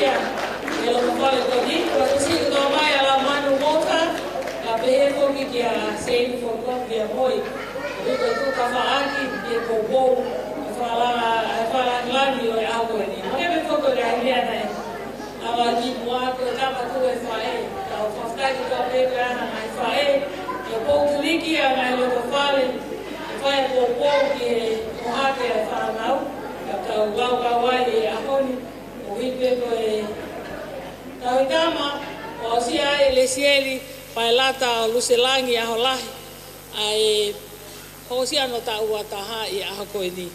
Te tau koe taimi koini ke kole peki he tā mea ke tā peha ngai pas ke tau hoko hoko a tai peki ai. Ka e taltali mai lewa ai whakameite o e aha koini. Ka e waki ta alunga o e aho ni e whakahoko atuia he whiwhini ha ana e aho, Lesieli Paelata. Pea ia I pehono whasi e tai mai ke whaupe ia he ne whae Salome. A kole ke ni futo ala ka kuin salo te na mau hoa fai fekau na fai fekau. Kole ka me ke tai mai e pasi e whana wai kuin ka ka fete ka kuin salo te ke mo. Me mai ki loto. Ai ta unga. O ia pe ka tau tai tai ki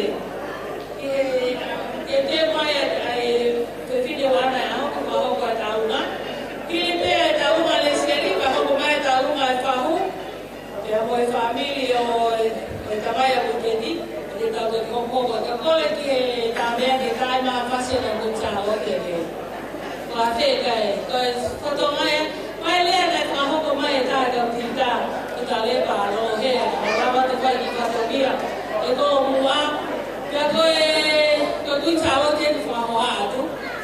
Ya ko ta hai na mea na ki fa ki a pia ko ki foto mai ki ta ko na hi fa ta mai ni pe ya ko kana e fa ho ko mai ki ta le pa ko la he a pele. Ki ta la he ya he ka ko na ma ya ko ai. O planta pode a família negociar o que é a família de Israel. Como tu que famone, como é que via para o cão. Como é na rua é cão para o cão, a rua é cão se guarda, a rua é cão para o cão. Para o cão é cuidar. O lá é que tá pode a mais do faz as a minha que família o a como a rua e aí a família de Israel. Então o que é que tá bem que tá bem para tá fazer. Kuni sao te mai ka mai leje ku kai ta no ai ka vi te ke mo me mai ma me te ka te tanta ya te ta lu ka ka wa ki ta lu mai ra ka ji fi te na ko ye be mai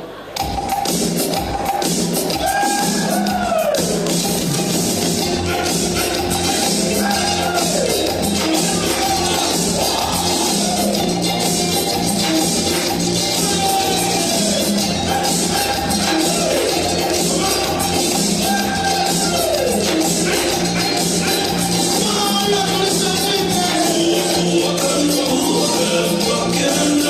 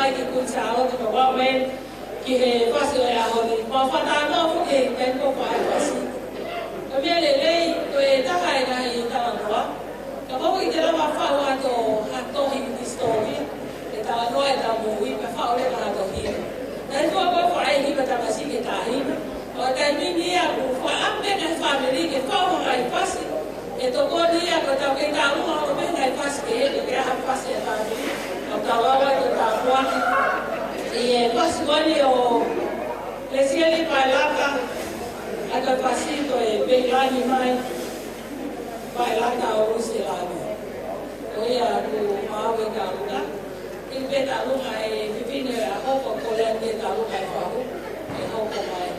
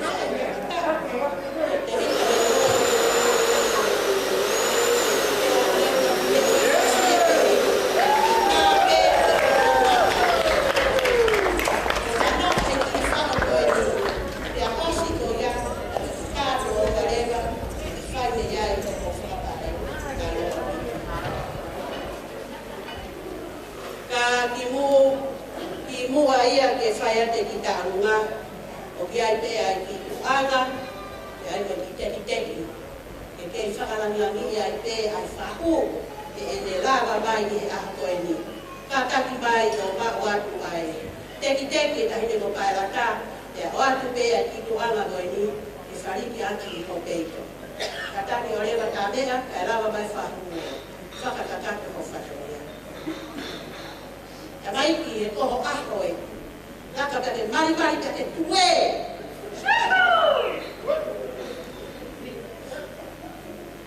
Koia, Paelata, unoro, ani ho pare kia. Poto e le pia Paelata aia whakatunga, ai tu loro.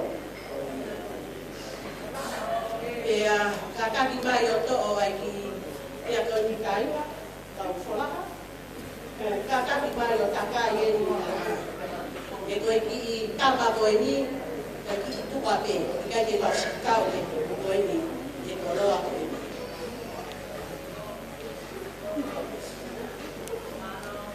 Paelata, ka taki mai ni he o hanga ki he kau whai whekau, ka mo whanau o mai pe, te msianga whekau, nā kai pe mo whai siwi, i he ki i whao koe ni, pia osi koe ia, pia koe, na ia te ai no kua punake, na ne whai e ako i ki tarunga koe, ka te fufua tarunga e kene pe. Ka kapau te he e le fufua tarunga, ua noa ka ua te tole, ko hai ka salome e tapa punake na ne whai no whai. Kotongo, iyo, tapa kotongo, iyo. Te o mea e whamalo ki he ako vale, la mai tonga, ka pusai ane ako e kakai bare, e kakai poto. O ia tā mai e whasu, ka hine ko Paelata. Ilangi mai Paelata, o Luselangi. Ilangi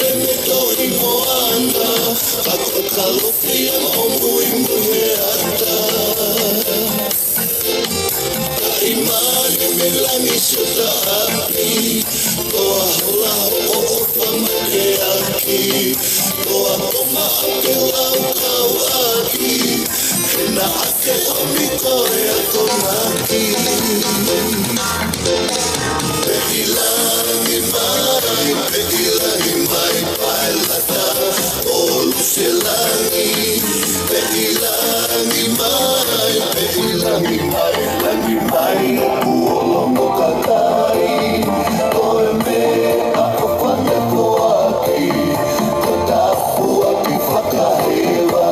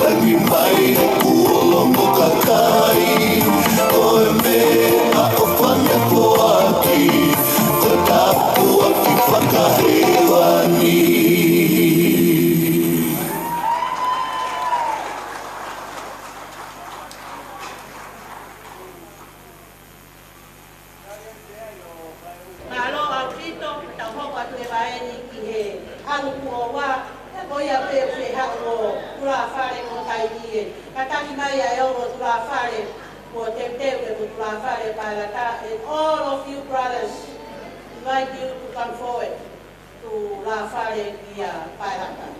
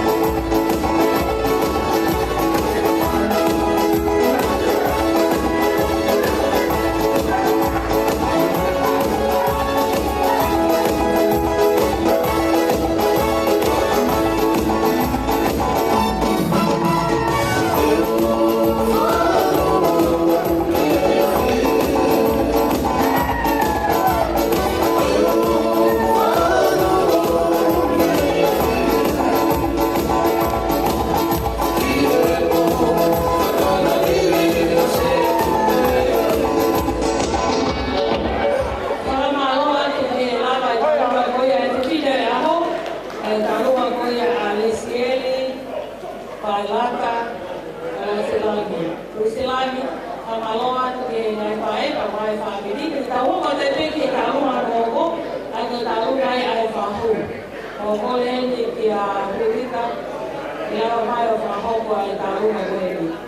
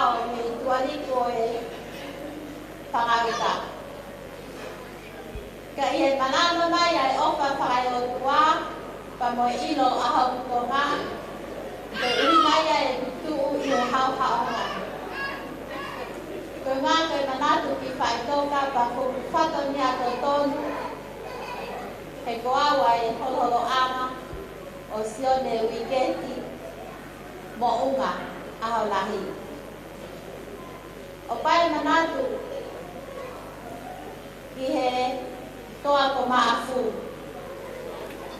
Kaya kita tolu pihe ope, kai te tau lama mai, ka tau te fito ke whae ai ni hina mo tua, tu he ahoni ki te whae a whame i te. O kafo he sino, ka kohono loto ke ahoni, isa, mai mo ui he tito funana, a sio sifa, mo mele seketi, ko mau e mama. O ne lawai, ki ne mau, o au ki ako, he nei whai ngataa, mo ino i pe, nei ke kia hako pā mo a pasi, ki alua ki mo petui mo fola. Ka nei whai e te inga we ako, malo, pia mo sipa ki ne tali, ai manako tangata mai a mau me tangata mo ia, ki hawa o ngai longo. Pia mo ino pe o ki nei ke furi, ki he whahunga e aho ni pa pehe muna ngaki kai whale ai ni mutu ako e ko wina kiai ko me hahani o tonga ni muhianga. Nai kapitala tuanoa pe ki historia he koe aho ni pe e kai ki te whoki mai. Ko e tanai lalahi o mau toko hiwa i whanau koe nei whai tangata a wike. Pia nake ke loto e tangata e ki ke mauna mahe a tatu whita ki tamai lalahi ka namang loto pe ke mau whakataha. Ka naya e tau na e mafuli ai loli i nui folaha kono mai na kou ki hea kou ki nuano wha.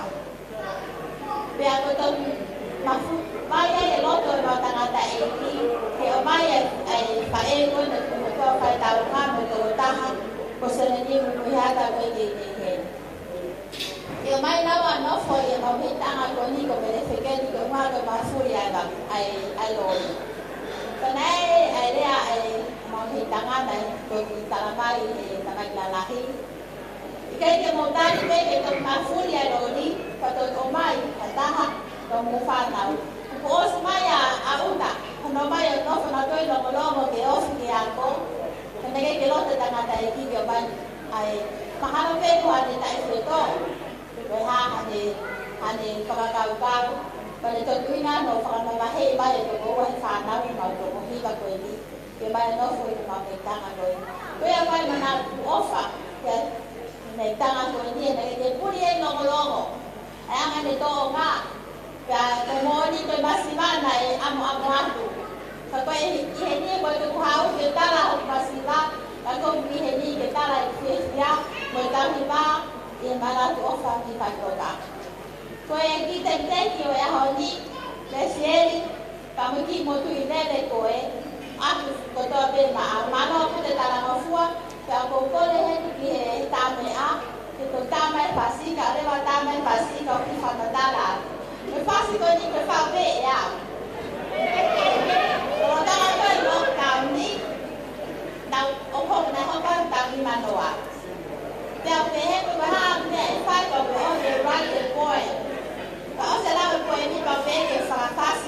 But we don't get that I had to name on here. Ow, wow. Now, I go by fast going in. Get out of there, Lesieli. I'm going to get there. Go and go and we have that Nahiba. But go for Hiba. When we are there, second time we look.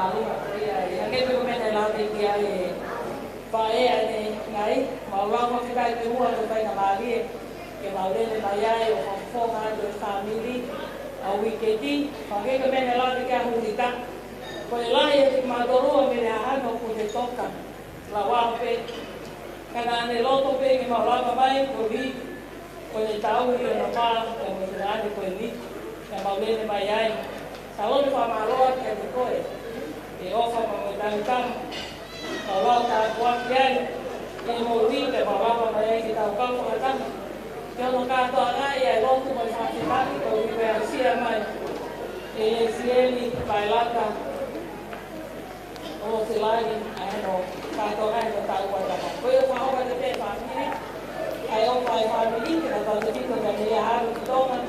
Kuni mamata mai te i o pe tau ta pe ke tau ma ko ma te pe mai fa ho a o i ke ti e fa ho ra ko ai tau ma ko ya mo o fa mata ko ko le ke o fa na te fa ta ko si fa ya ni mwani ka ta ka te ke fa ya ta ki fa ka ma ro ki mo ata ka ki fa au ki ta o ma te ni ko ave me famalo lahi ke salon me ko famalo atu whakalangi ko whai mo ko e a koe pea me ono ko sisi a kapane ko lau ko kawa he lau e a koe he ko i kai ki hen ai tō tāke tō nuia ke whawhawhonga i ai ta fa ko ni ko ya salome ko famalo la ta ko pea ko fia foki e fa galera ka la manu ko e fa wa ke pea ko mo ni pena ko te fa ko ya he ko nai a hon fo ta le mo on pe mo ya ko tom ko ya ko fa ka malo la ko pito at salome ko e bukawa ke lau e ami koko. Te ko ya ko fefia famalo ka. Sai. Ko kita alunga ko eni. Ko kita alunga ni ko kukui ko mika. Ko meita la hia o wike. Pea ko fefine taha ko eseta. O paana ai tahata ko terita.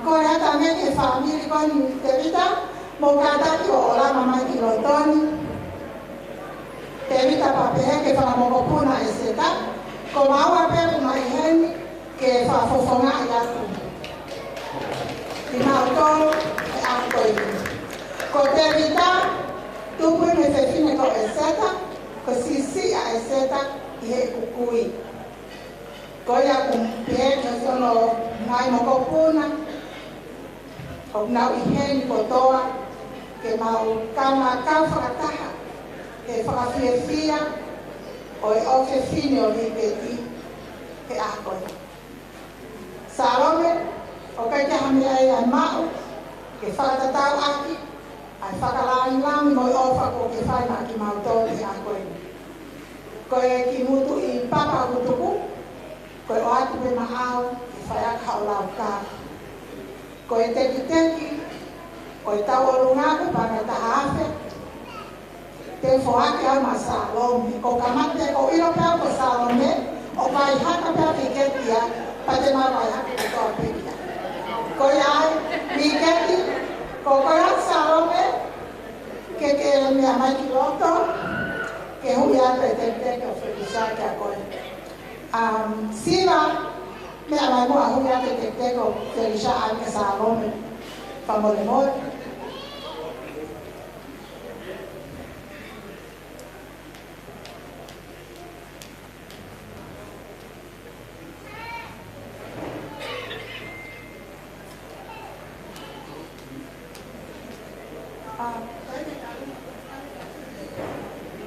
Tasai ko famalo ko ofalaya ka motor o fa ke dai ni birthday o fa ke family ko to ka fa le ma kita alunga famalo la malo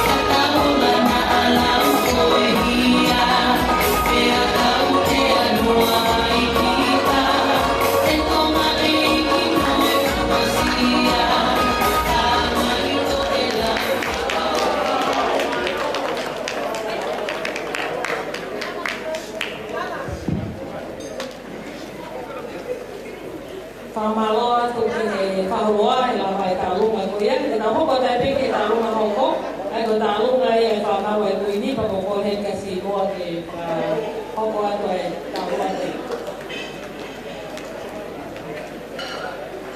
Tāpuna koe awhia o tō mas. O ku tāpuna o ku ni hene awhio e kā tōna whakita e koe whia e hona. MC o kōkore ke unga atu. He tālaka kato e rotu pe mo whanuaka e tukumua ke whai atu ha maawhana ka mga whia e roa koe. Ki ta hele koe ni ko Paelata. Tahe e whanau tama. Asi ngahi wha e. Kai mua hake ai Palestini. O koristutuko e korisarote. O New South Wales na mo ACD e a koe. Kau kataha pe a koe tō kataha kai whingau Luseeli loko te a moni. Piai fōki ai taha e kau koristutuko. Ka mei he komi pure ai koristutuko. Korisarote i tonga taku. O ku kau kataha o tau tōni e hoa koe. Ko whiawhia o ku makatu o ngai ai he tā waki o whahi o kua pa mai o whiwhia. Moni, taini lahi ai taini tauki o Paelata. Kai hāsia e koristutuko kunsāre.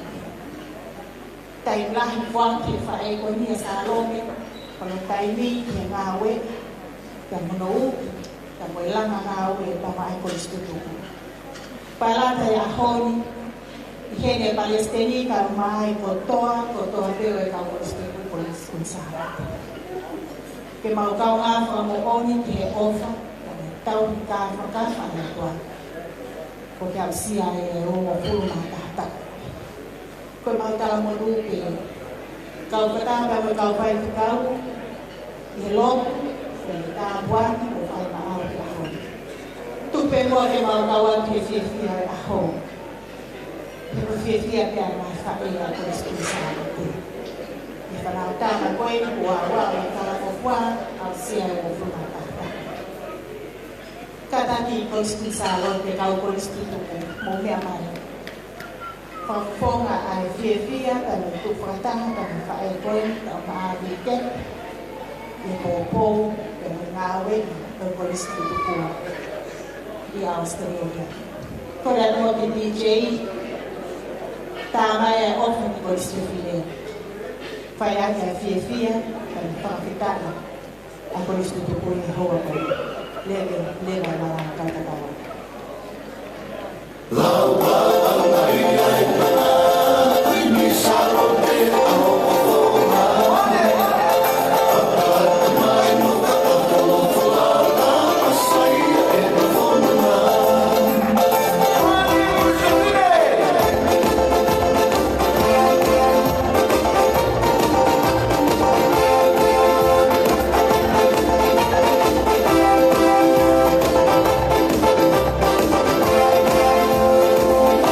Thank you.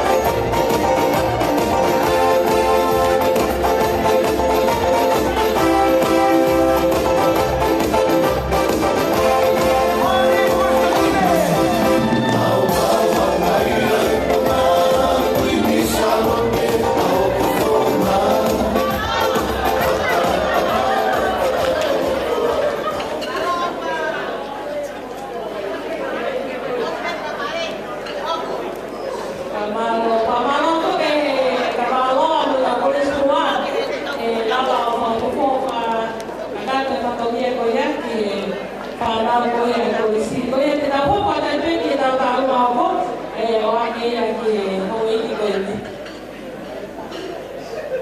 Kore ke upanga e pata ko te raka ki ka ta mo ka i ka mare ko ni ke u hao ia ke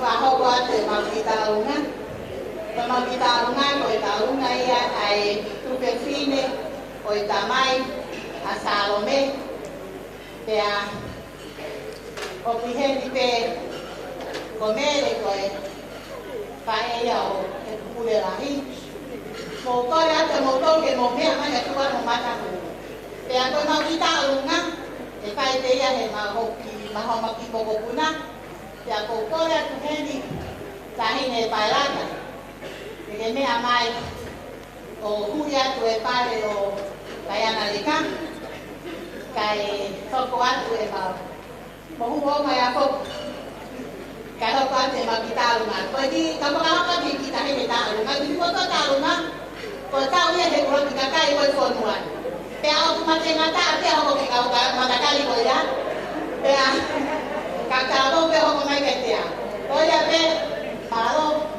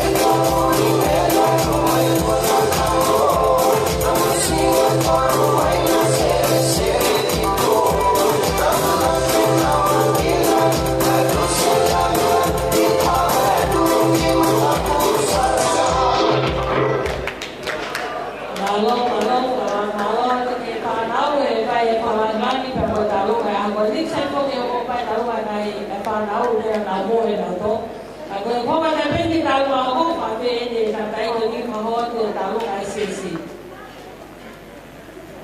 I watu o watu e, I ko awa pe, mau to pe ki mau kau, I tala no awa koni, I ko Paelata. Awa, o wia I mau lai ka koe, Paelata hau ko tawa tau,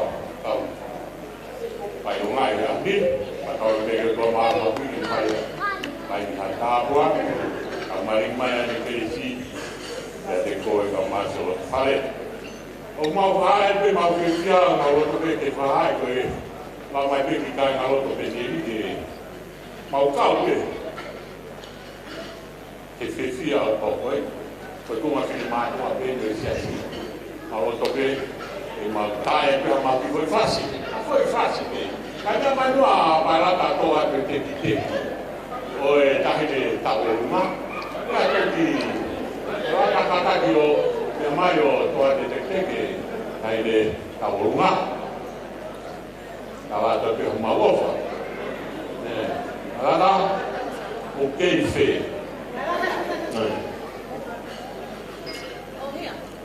Kada mai o toa te ki lahi. Mau lo to pe mau kau ka tawe. I ahoni. O wala te koe.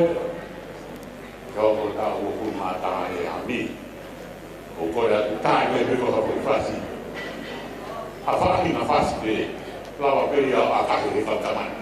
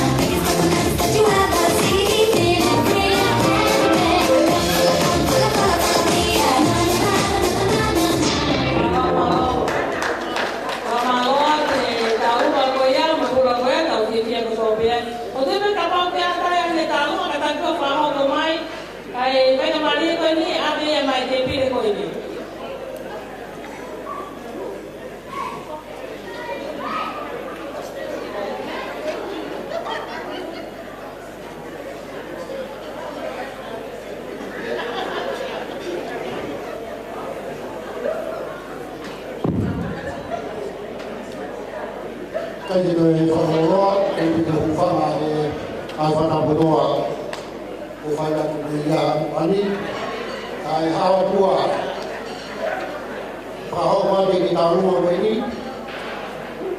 me ki motoa ni whaha o mai o whatau tete, o matoro, tu matoro ni te whetine, kai tangata e tamai ai koe koe ni e whetine e whaiaho e Aholahi, Lesieli, Paelata, Aholahi, ai a veni koe a whakore.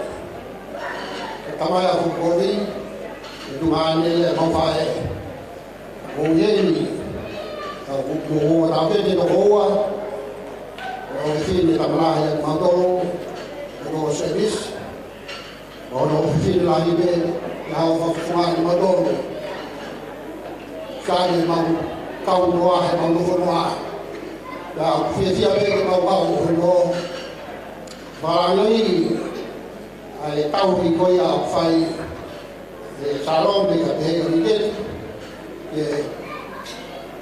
E a motu ko e mokona. O tau heni ai a honi kai ki me wharoroa. Nā ku tau me he ko whanongo he tarai.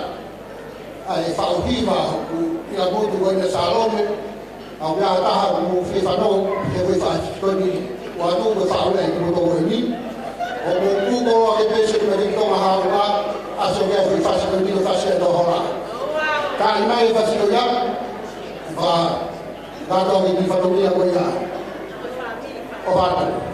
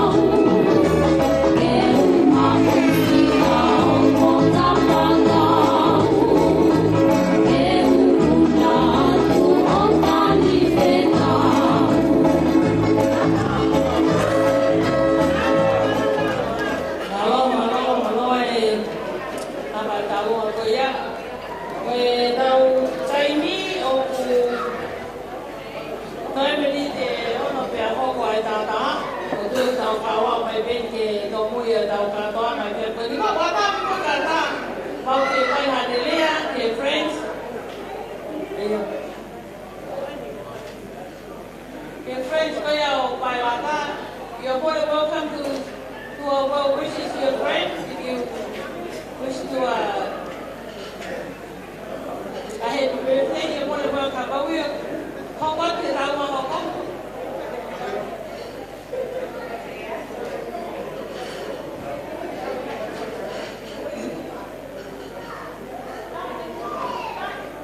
ko peke lava pufanga e ngahi whakatapu nei moe tau. Ka lava whakahoka ki rea.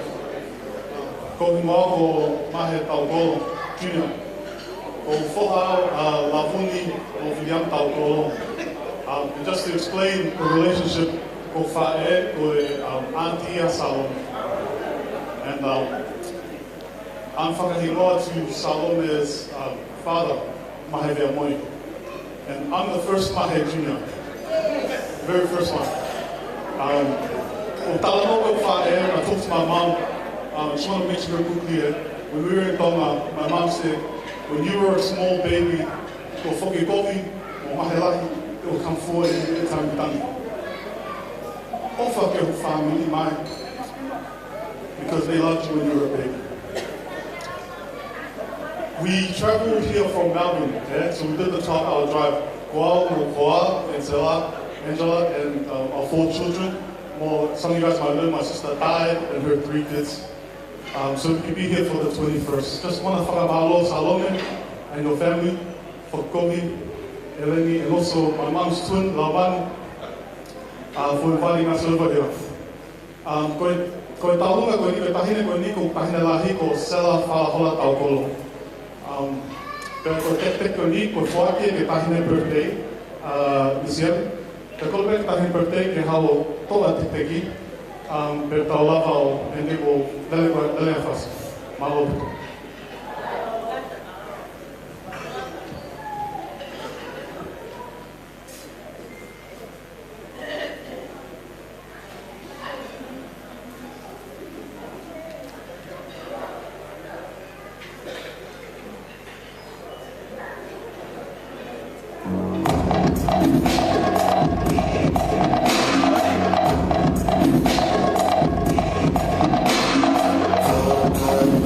Oh,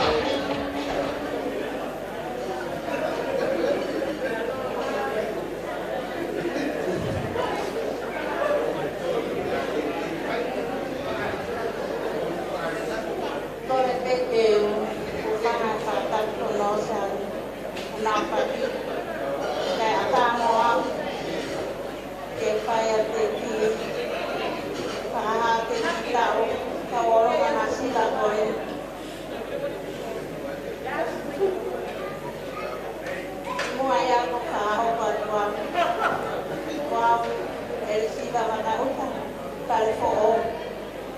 Ko lele mai me hala tonga lewa. Loto kai ano. Ka tahi ne whahuroa. Koi ne whahu o tuat koi.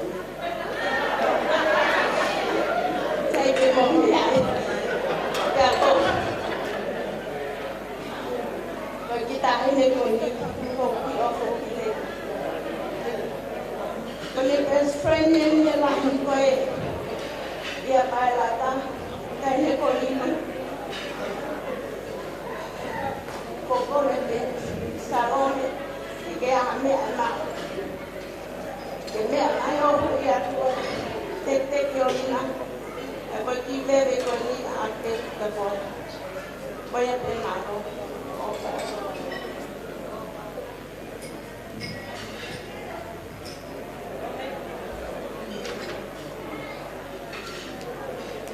Tama kasi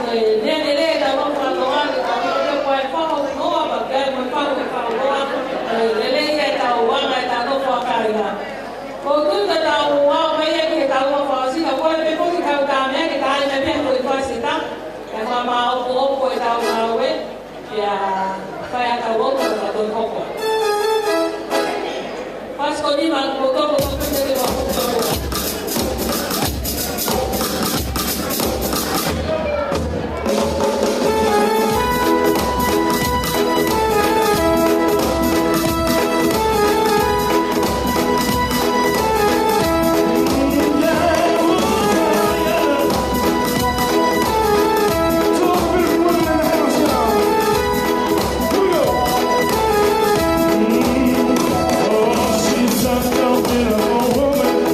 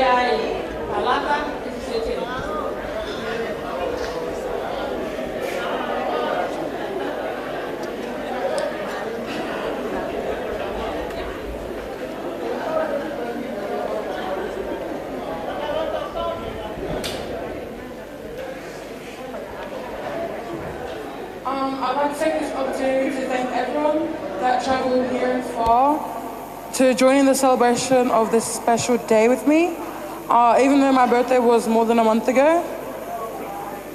There's an old saying that says it takes a village to raise a child, and today is a testimony of that. So thank you to everyone who had a helping hand in making today possible, because without the help, I know for sure it would have been in shambles. Thank you to my dad's side of the family, my fahu, the ones that traveled like far, Moimoi and his family, and Suli from America, and the ones here but that live far from here.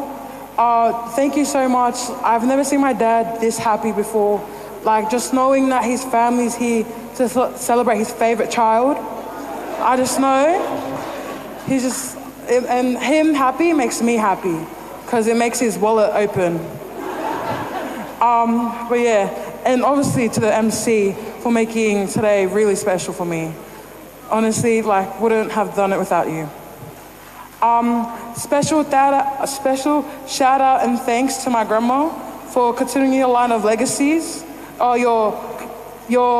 continuing your legacies of lookalikes.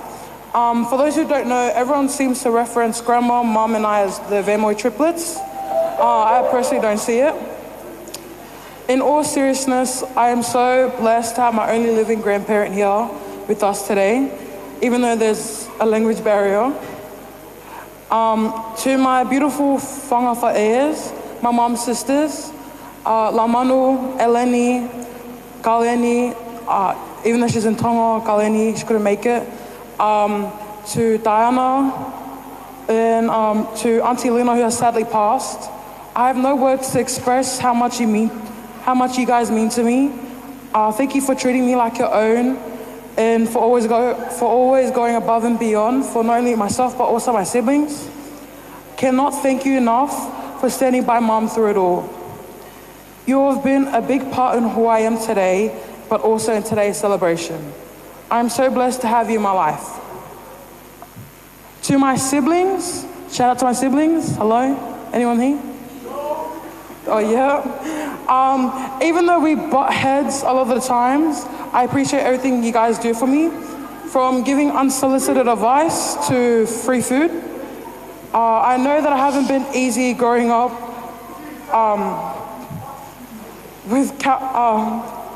haven't been easy to grow up with, considering that I'm the favorite child, as you can tell. No, but for real, I really can't thank you enough for sticking by me, especially Lily, as she's the point of contact to my parents about where I am, and not me directly. To Ghana, Getz, and my only sister-in-law, Chantel, I am always grateful that you asked to hang out every weekend. I'm drained every time. To my other set of siblings, aka my cousins, growing up with you all makes me realize how great of a family I have, and I'm so grateful to have you guys in my life, and thank you for making today happen. Okay, and also to my whaehuki, Moimoi, thanks for sitting up here the whole time, and also to Paula. There's a whole list I could be going on about. Just know you guys are appreciated, and thank you for everything you do. Love you all. Bye.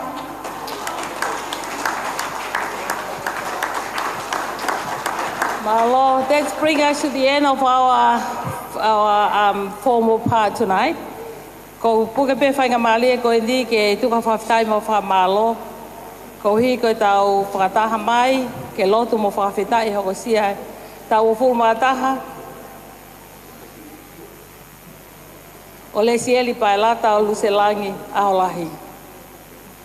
Whamalofo ke ene ki he whimenga oe ake ki whinemotua tua mo ta ilo ako ini.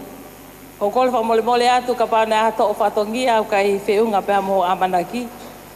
Ka koutau hu whanga pēmua o tua ko tau amanaki anga. O tātā nai lilingi ka le vale ke whakakata o eku tō nou. Tala monu atu ke ngai whatongia ko toa pē ki hapai te kau ka ua halotu. Pehe ki he ka inga o Salome. Pe ke fine eiki ko kovi o ka wata pepe mo Paelata fa fita mo fa malo ko kolo ai ha lo fale ke ia hakui ke tokoni ke ono o hake ai fa nau pe pe fo ke popo ke o tunga ni au ku fa ngate e kai nga lu fe pe pe ka tu poleva mo matafahi fa fita e pe mo fa malo Pai pia ha fola ko fa amo ke fa osia ki ai ki fatongia e fiaf ko ni to ia me ta pe ves mana ko sai ai. Polo to lahi ke te e hala fononga ke to ya ko ele tipa ko va he to lu. Pesa ta ha pe pe ta hawa fa mana mai to ko ni ko ve ko kai tai mi ke me ko to pe ki a ho ke pa nau ki tau to. Ki a ho ke tau fia ki a ho ke tau tangi. Pe mo a ho ke tau mamahi. Pe ko tau bakai ke ofa e o tua. Pange pe ko fola na tatake ki tau tolu he aho ko ni o tau ma feia me ko to pe ia te ia me whakau kaua ki tau tolu. Toa ko hele tipa ko ba he tolu be sa ta ha me ta wa wa le ko ni. Ta ko ne ngau ko to pe ke whaka ofo ofa i no kuonga. Kai uma ko ne ai a i tani ti ki ho tau loto. O kai lava he takatake ma haku lea ai ngau e hono ni ma. Ko wakai ke mo ui o kai halelei. Ka ke te fia mo whailelei o toa te mohi. He said the right time for everything. He's given us a desire to know the future, but has never given us the satisfaction of fully understanding what he does. So I realize that all we can do is to be happy and do the best we can while we're still alive. Koia koe talamonua pa me ofa ke te kmotolu. He tau honga ia, he tau ke maua e mohi. Ko ofa ku ne whakatahataha i ki tau tolu. Ko ofa wiketi mo salome o whai mai e kakau. Ko tui ne oko pēa e whipuringaki he taimilahi e ngai whatongia.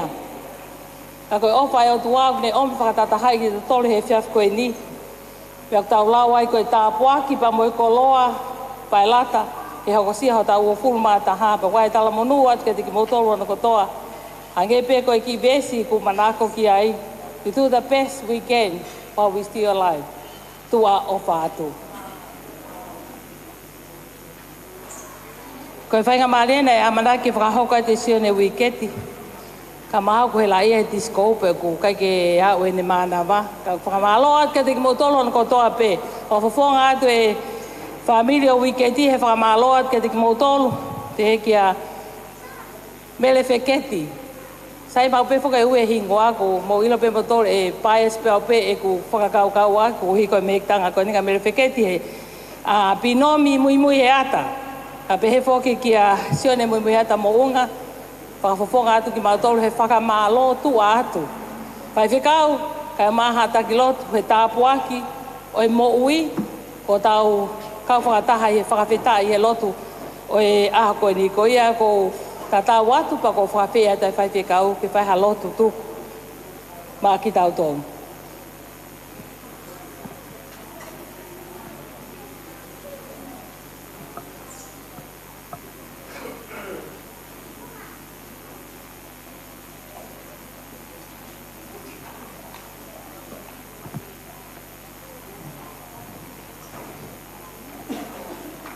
Whafonga pe whaifkau e whakamalo lahi ki a wiketi ka maa salome.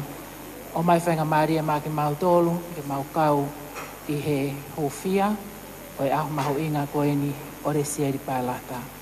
Whatawange pe ke tau whoki hao ki api. Kau he ngahi maunga ke resi a pongpongi, e hoko atu e hofia, o e ofifine koe ni. Mau whakamalo atu o tua koe tāpua ki o e ahoni. Koe mau fia he tāpuaki o e mo ui.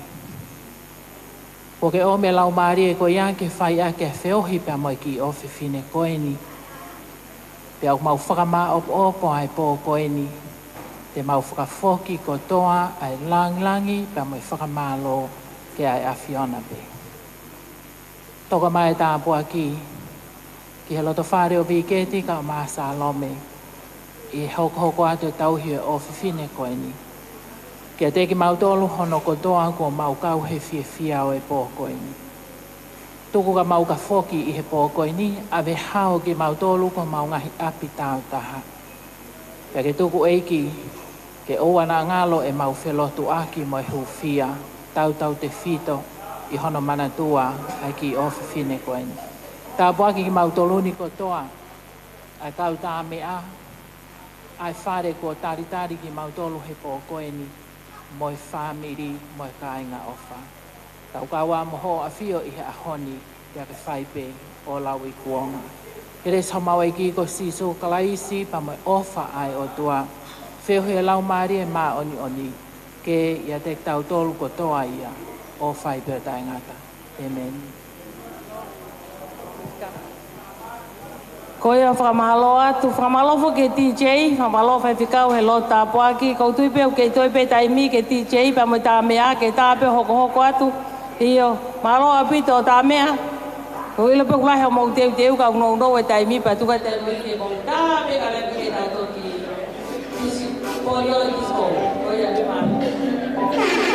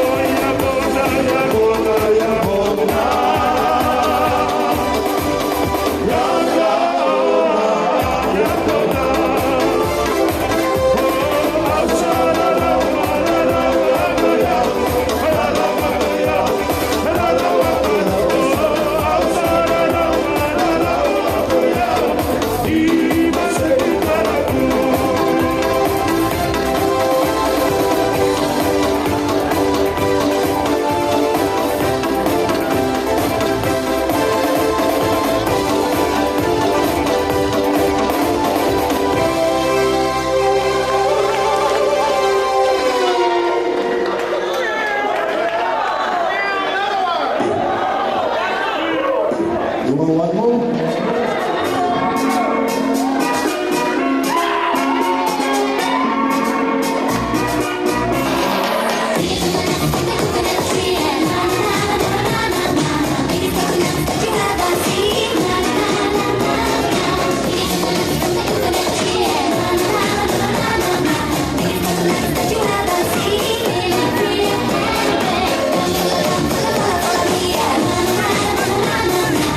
Yeah.